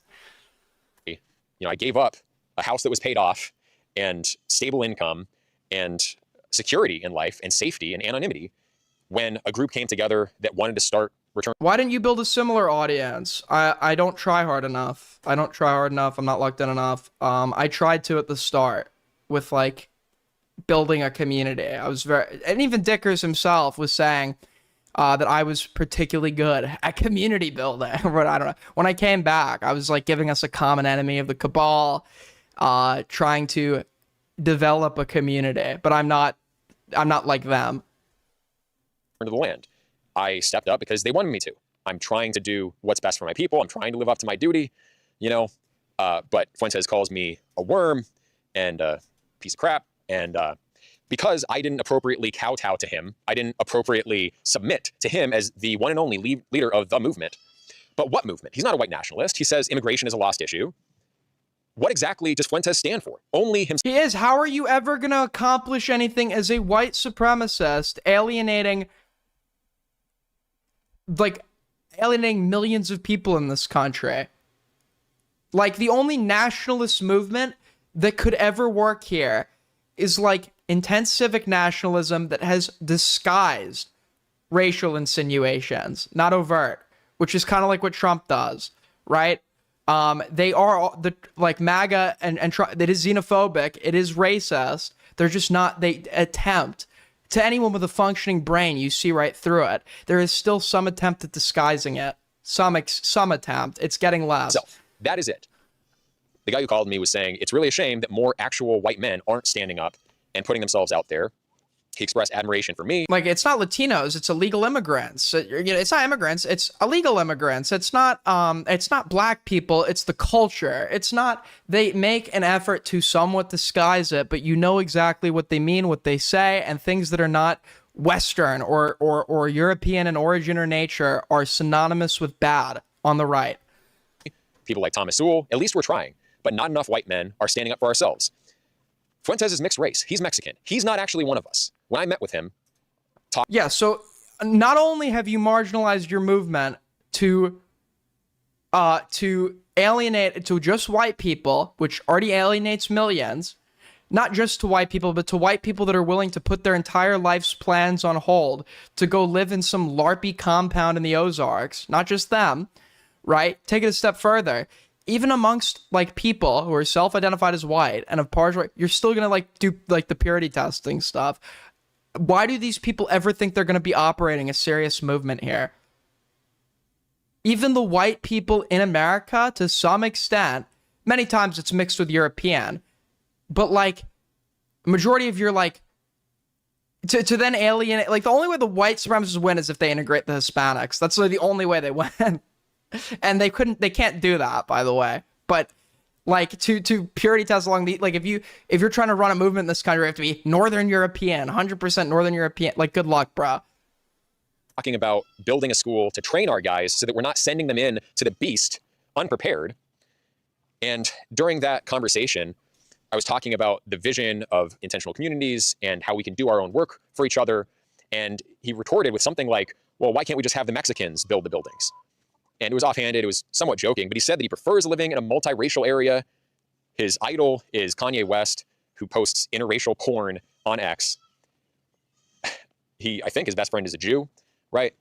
And why do you think he's been the most appealing in the modern day? Why do you think he as an individual has been the most successful at appealing to a massive audience as a white supremacist? Like, why does he think this is just a matter of chance that Fuentes became so successful? So this is the guy that we're actually dealing with. He's not white. He's mixed race. He idolizes blacks and Jews. He defends Epstein. So you're not even white if you're like half Mexican to them, which Mexican in and of itself, the majority of Mexicans are mixed European, mixed indigenous. So he's mixed with Mexican, which in and of itself is mixed. This guy is probably like over 3/4 European, and he's still not white to them. What movement are you trying to build exactly? Right? He rejects the possibility that Israel could have anything to do with Charlie Kirk's assassination, even though there is actually reason that Israeli... Mexican is North... Well, yeah, the country of Mexico is located in North America, but we had this, like, we had these people called, like, the Spanish, who, like, you know, were here and kind of raped literally everyone. So in American nations, in South America, in Central America, in Mexico, you have people that are heavily mixed with Spaniard, in addition to being indigenous. Interests would want to silence Kirk when they did. Fuentes refused to acknowledge the messages that Kirk actually did send to others, indicating his distancing of himself from the pro-Israel cause. He's acting as a gatekeeper now. He is acting like he's controlled opposition. I'm not... Mestizoes can range. Mexicans are not a monolith. There's a range of, on average, it is 50 to 60% for the average Mexican in terms of how much European contribution they have. But that varies based on where you are, etc. There are some that are beyond that in terms of, I've known people who both of their parents were Mexican. They could trace their Mexican heritage back to the 1800s, and they had skin that looked like mine. It depends. It varies. But yeah, on average, it's like half. Saying he necessarily is, but he is so... And it's not just for many countries, it's not even just Spanish indigenous. There's heavy African influence in certain... I'm pretty sure... I know Brazil's Portuguese speaking country, but like in Brazil, for example, I'm pretty sure most people in the country are partially African. There's different contributors. Seeds of a division. I went up, I took 8 hours both ways to drive and see him in Chicago to try to get cooperation going. We have to organize. We have to organize like, back in the day, before they infiltrated our institutions, Jews in America built their own private sector organizations and communities. They still have dozens of communities, schools, nonprofits. We have none of that. And we're not going to organize until we actually put skin in the game and show our commitment to one another and live up to our values. Then we can go enter politics and not be just swallowed up by it. You know, Fuentes was saying that he was concerned, this is when I met with him back then, he was concerned that he was losing his high IQ audience to Bronze Age pervert. That was his concern. That's why he was interested in possibly working with me on a school, so that I would lend intellectual credibility to his movement. He has no idea. I don't think, like, Arvel is not, when I say, like, all these people are dumb on some level, but this guy is not, like, when I think of dumb in white supremacist terms, this guy would probably be on the higher end of intelligence as white supremacists go. Fuentes is obviously going to be smarter than him, but he would be on the higher end, I'd imagine. But his movement specifically is going to attract the lowest. On the white supremacist IQ spectrum, it is only going to be the people that are either socially maladjusted in many cases or going nowhere with their life that are going to agree to drop everything and go live in conditions that are worse than the ones they currently live in. We live in a world with electricity, running water. You could buy food in the grocery store, etc. There's no appeal into going and doing all of this yourself unless you have nothing going for you in your real life. Theology. It's pure power politics. Recently, he was ranting about how the truth is not as important as power.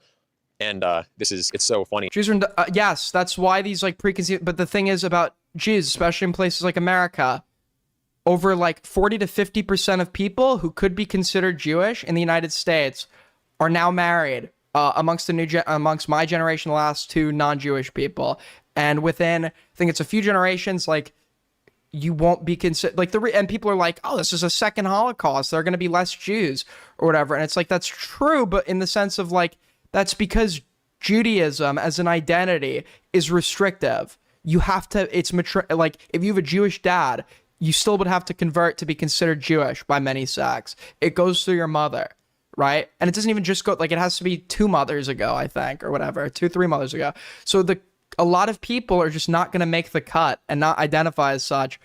And you're naturally, when you get this selective, whatever group you have is going to get smaller, right? That it's classically Platonic. This is what like Socrates argues with Thrasymachus and Callicles about. The rhetorician who just believes in acquiring power and that's what gives you real quality and virtue is saying, as long as I can get what I need and make whatever deal I have to. You can technically convert to Judaism, but Judaism as it exists does not require, they don't proselytize or like, because they believe that like, if you're Jewish, you're chosen to abide by certain laws to keep the covenant with God. And if you're not Jewish, you have to follow a different set of laws, but you're not expected to do what Jews do, like keep kosher, get circumcised. That's what they believe. So they think that if you're meeting your obligations already as like a non-Jew, then there's no requirement for you to convert. But they believe that there are some people that have what's called like a Jewish soul. And if your soul is Jewish, then you have to convert.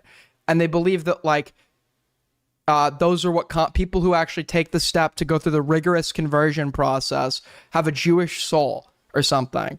But other than that, like as Judaism stands, it's not going to grow. It's going to get smaller because of the requirements to get in or whatever. Do whatever dirty deed has to be done to get there. Well, at the end of the day, it's who's in power. They proselytize atheist Jews. Well, that's because they believe that atheist Jews are already Jewish and therefore expected by God to keep up with the laws. Because once you're Jewish, you can't not be Jewish. If you convert, you have always been Jewish. You've had a Jewish soul or whatever. If you were born Jewish, halakhically or whatever, you're always Jewish, no matter how religious you are. So when they're like on the street asking you if you're Jewish to try to get you to like do something, it's because they believe you'd still be Jewish. You're just not doing what you're supposed to. Power that matters, and it's particularly important that I am the one in power. That's his mentality. And it is so like archetypally the villains in Platonic dialogues, just as an aside. But no, the truth matters because if you don't know what's actually good for you and you have power, you're going to hurt yourself. And I think right now, actually, Fuentes is hurting himself. People are turning against him. They're seeing he's not a man of principles. He used to be. I advocated for him when he was 18, 19 years old, maybe 19 or 20, very early on, when I actually had a larger audience. We aren't human. That's not true. Religiously speaking, that's not true. Jews have had a negative view of outsiders. That's why the term goyim was a pejorative, because Goyim was used to refer when they were isolated in like little ghettos in Europe. It was meant to refer to like the outsiders, the non-Jews, who they had a negative view of through decades of, or through centuries of like pogroms and shit, right? So that caused this like intolerance, I guess, towards or this negative view of like I guess non-Jewish people or whatever. But they view, I'm not religious, so I don't know how the law, how it works exactly, but my understanding is that the term chosen, if you're chosen, you're essentially chosen to keep the laws, to maintain the covenant with God or something, and ensure the coming of the next Messiah or some shit, if I remember correctly.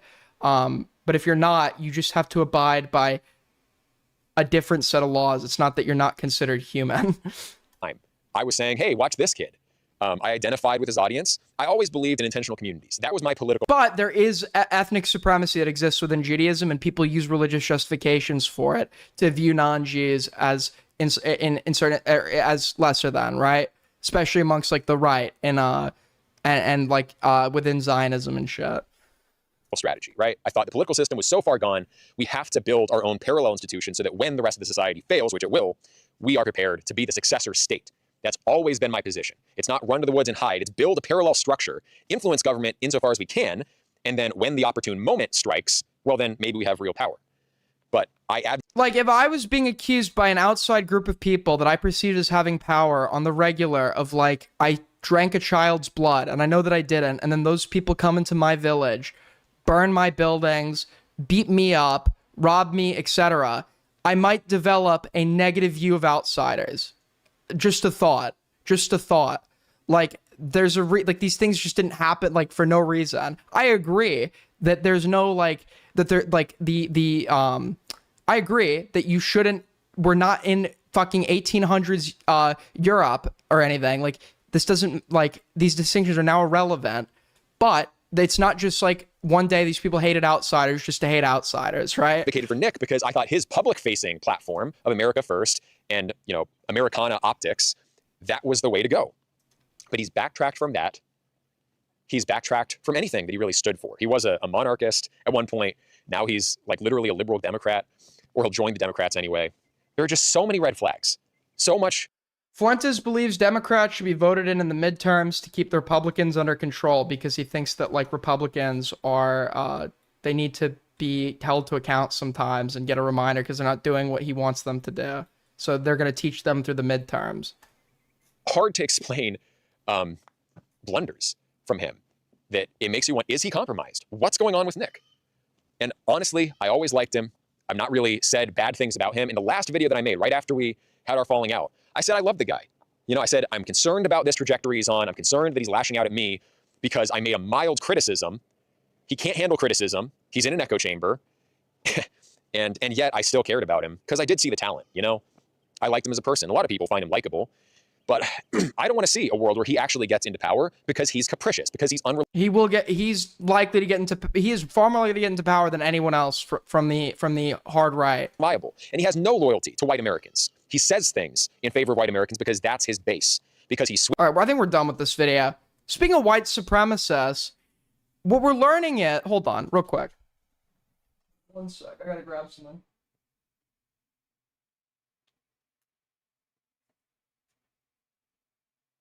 Fuck.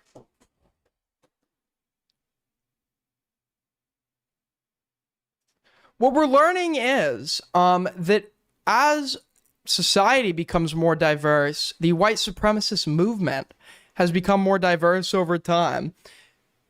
But the one thing I was never expecting to see come up on my timeline, ever, was a goth white supremacist. This dude's name is Jake Monroe. And I was gonna, apparently his allegations against him from like his ex or something. I don't know what his deal is, but he's like apparently British. I don't know if you guys know who this guy is. Which sides? But it was like the weirdest thing. I just saw that. You're gonna talk about this guy finally. Nobody ever put this in my inbox. How was I supposed to know he existed? Well, I look at other things besides my inbox. But like, what is this, dude? Done better than say that. You disagree with Nick, but his reasoning is to punish Republicans.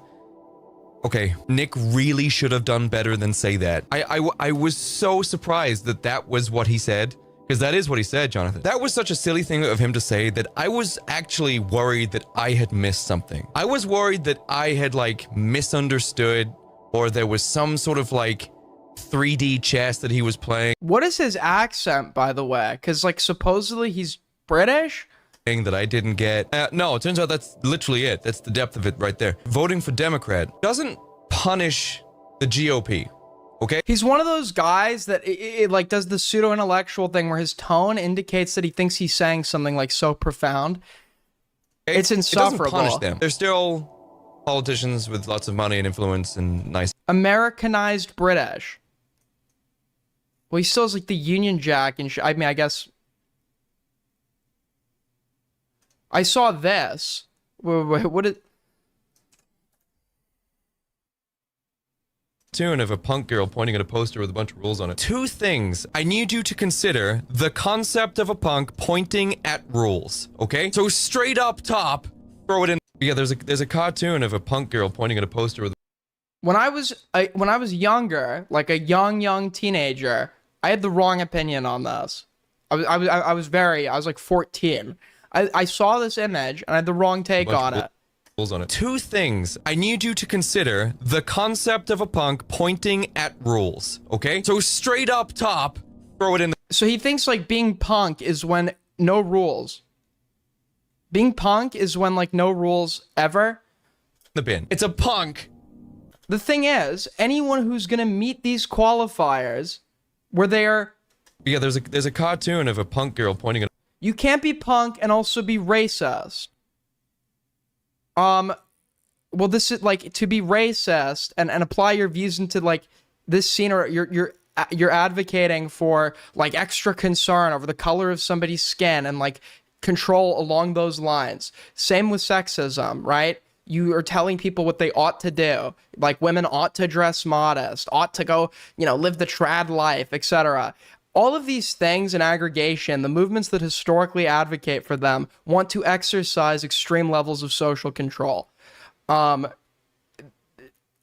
a movement, right? As a movement, I can't understand why anyone would think that a movement that attempts to exercise like immense social, telling people like that they like telling people they can and can't what's the word I'm thinking of here? A poster with a bunch of rules on it. 2 things I need you to consider: the concept of a punk pointing at rules. Okay, so straight up top, punk is about non-conformity and freedom.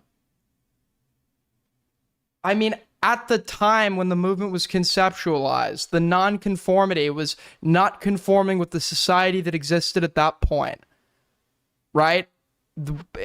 We've moved on from the 60s and 70s.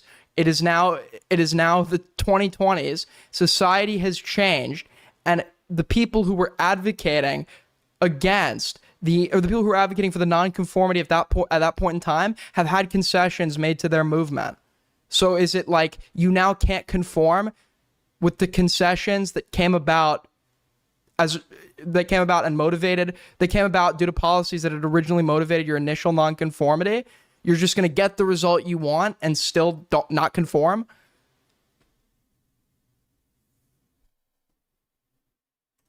Throw it in the bin. It's like, what do policies like gay marriage achieve? Right? You don't have to conform with the historical institution of marriage. If you love another consenting adult, you're allowed to get married. Why as a punk would you not be okay with that? That is a policy that serves to support nonconformity. It's like, it's like a paradox. You want nonconformity. So what happens when you start achieving nonconformity? Do you then not conform with the nonconformity? And then are you yourself like at what, you know what I mean? The punk pointing at a poster of rules to follow like it's 1984. Fucking retarded. Secondly, you can't be homophobic. You can't be trans. Well, it's like a punk posting at like a poster that says rules, no rules. Like these are all like things that would require you to like try hard and start making prescriptions, policing how people ought to live.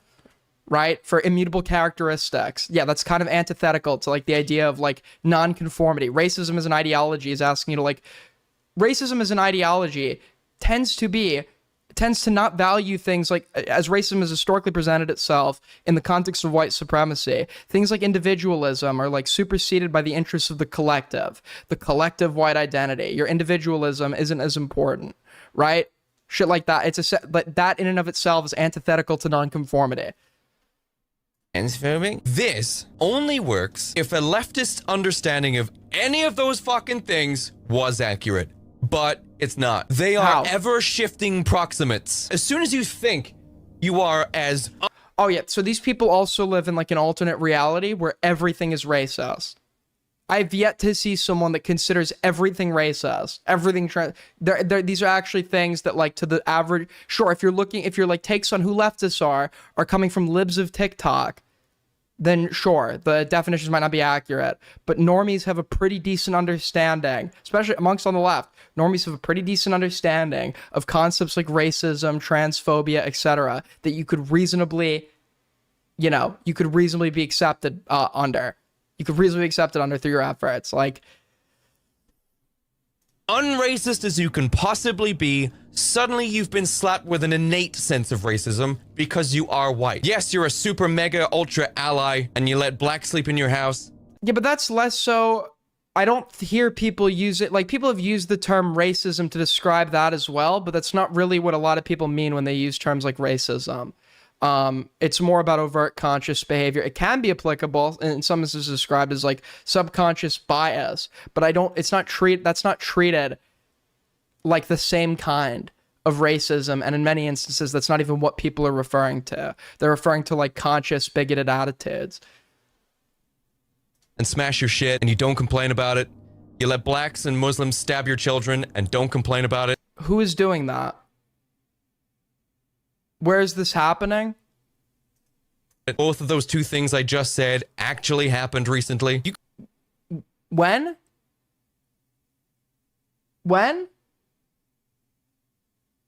You can tick every box. I'm still being called a racist by simply existing. Who is he referring to? Is he referring to they're probably referring to Austin. I forget Austin, the kid that got stabbed at that school game by I forget what his name was. The dad had come out and said the most non-controversial thing ever. The dad recognized that his son's legacy was being appropriated to push white supremacy. It doesn't seem like he, nor his son who was stabbed to death, are white supremacists. So obviously it would be tarnishing his son's legacy to use him as a martyr for a movement that he didn't agree with. The dad came out and said, as such, like, that it's not about black people. It's about his son being stabbed to death. And people were criticizing that, like that isn't just like a reasonable thing to say. It's actually commendable that you're a grieving father and can still take the time to come out and acknowledge that your son's murder is being used to push a narrative that seeks to alienate and disenfranchise others. To, amongst your grief, come out and say that is actually admirable, not something to be criticized for. Ever-shifting proximate. Before, being homophobic was seeing just a gay dude sitting on a bench and being like, ha! By the way, if you guys want to support us, you could tip. We're almost halfway to streamly goal. Much appreciated.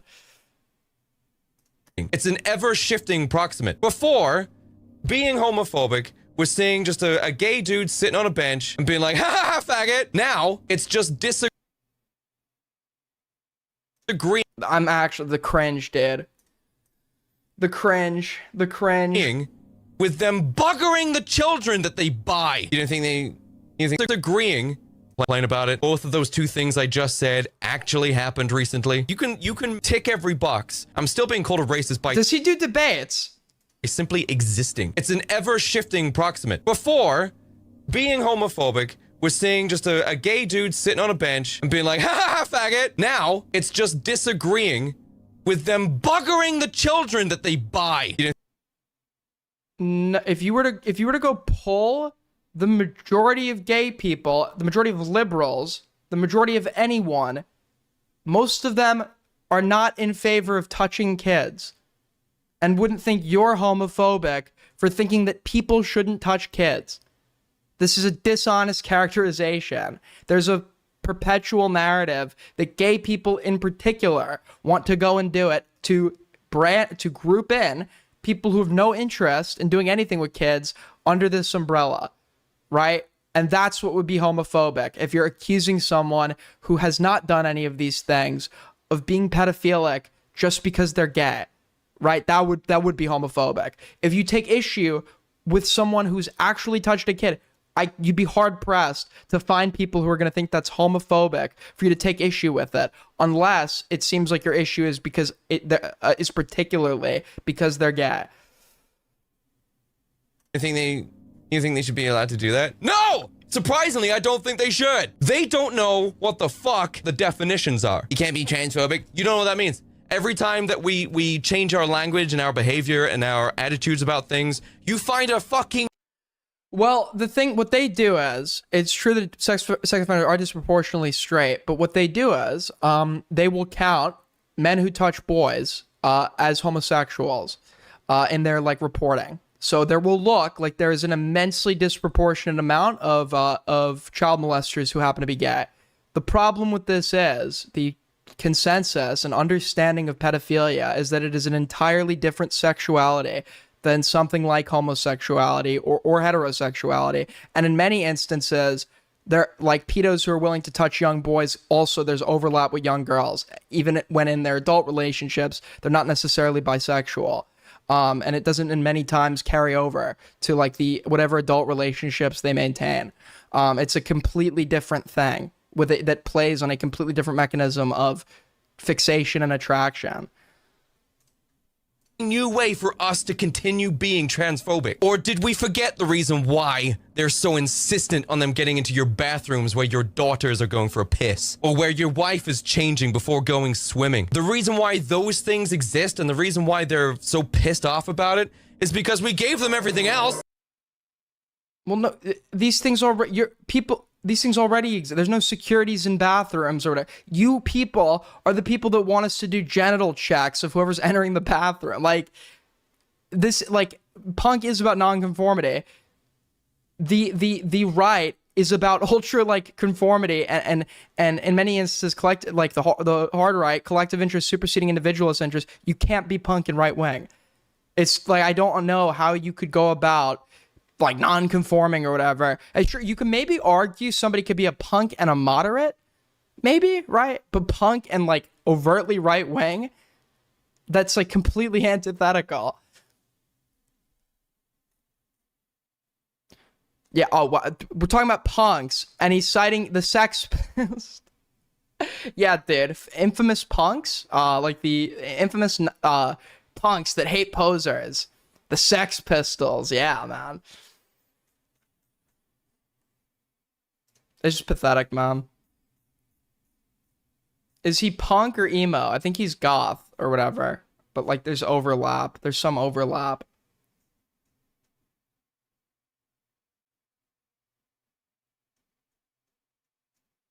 Yeah, it's just incredibly cringe.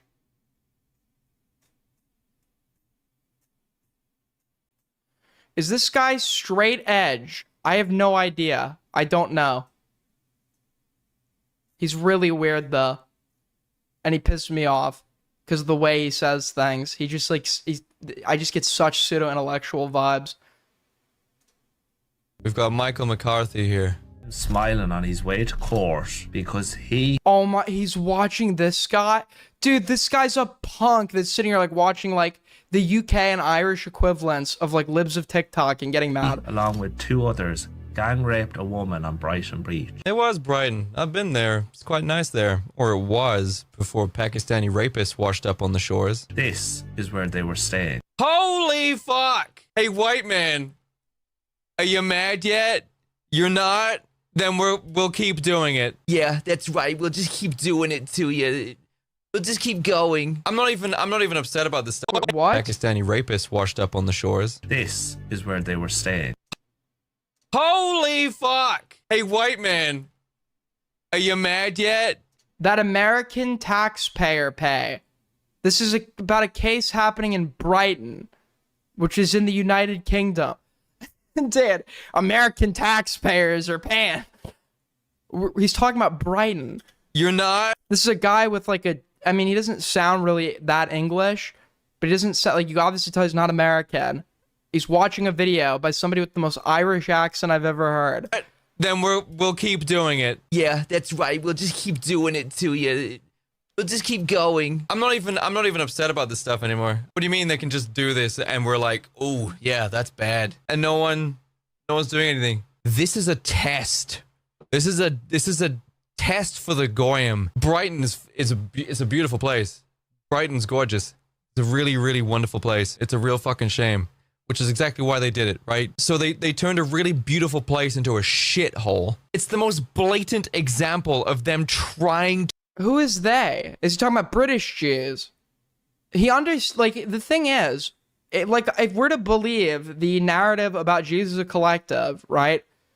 Why would they, like, do things that are, like, negatively impacting them as well?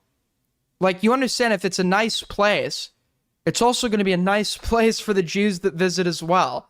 If it becomes a shitty place, it's still going to be shitty when Jews go to visit.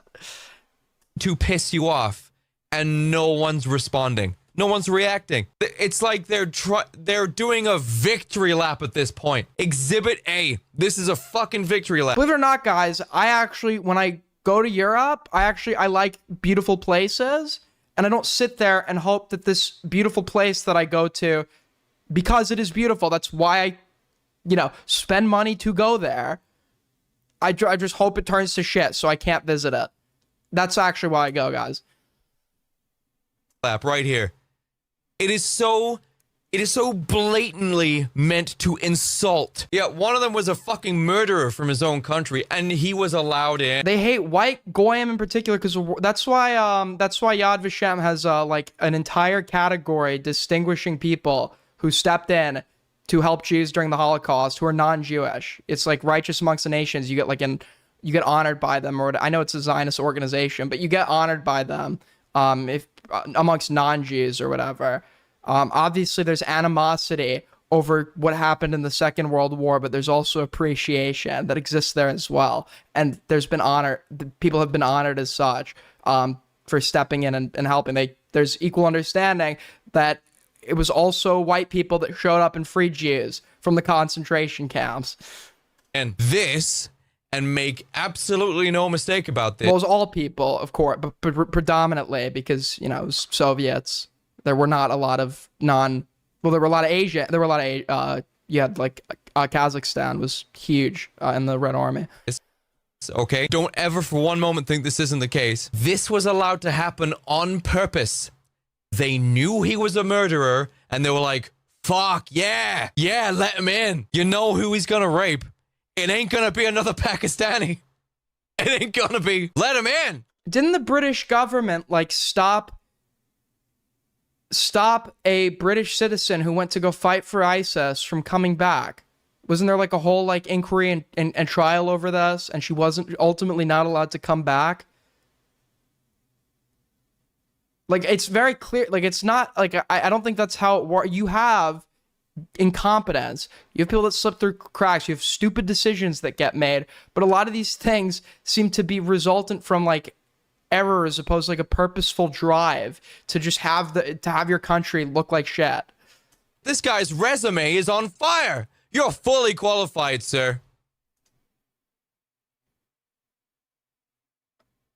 The left loves to... No, you guys... The left, in their mind, they're the victims and not the aggressors. They're the marginalized victims and not the aggressors, so they could sit there and look like cool, angry, bitter, victims. The left loves to push people to their limits. No, you people are pushing us to our limits. You're in power, in the United States at least. You guys are in power, and in places where you're not running, you make everything 10 times harder to achieve social progress. You actively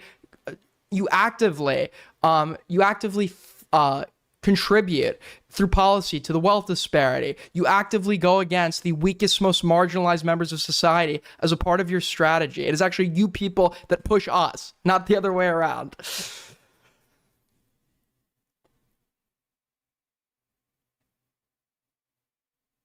It's actually pathetic, dude.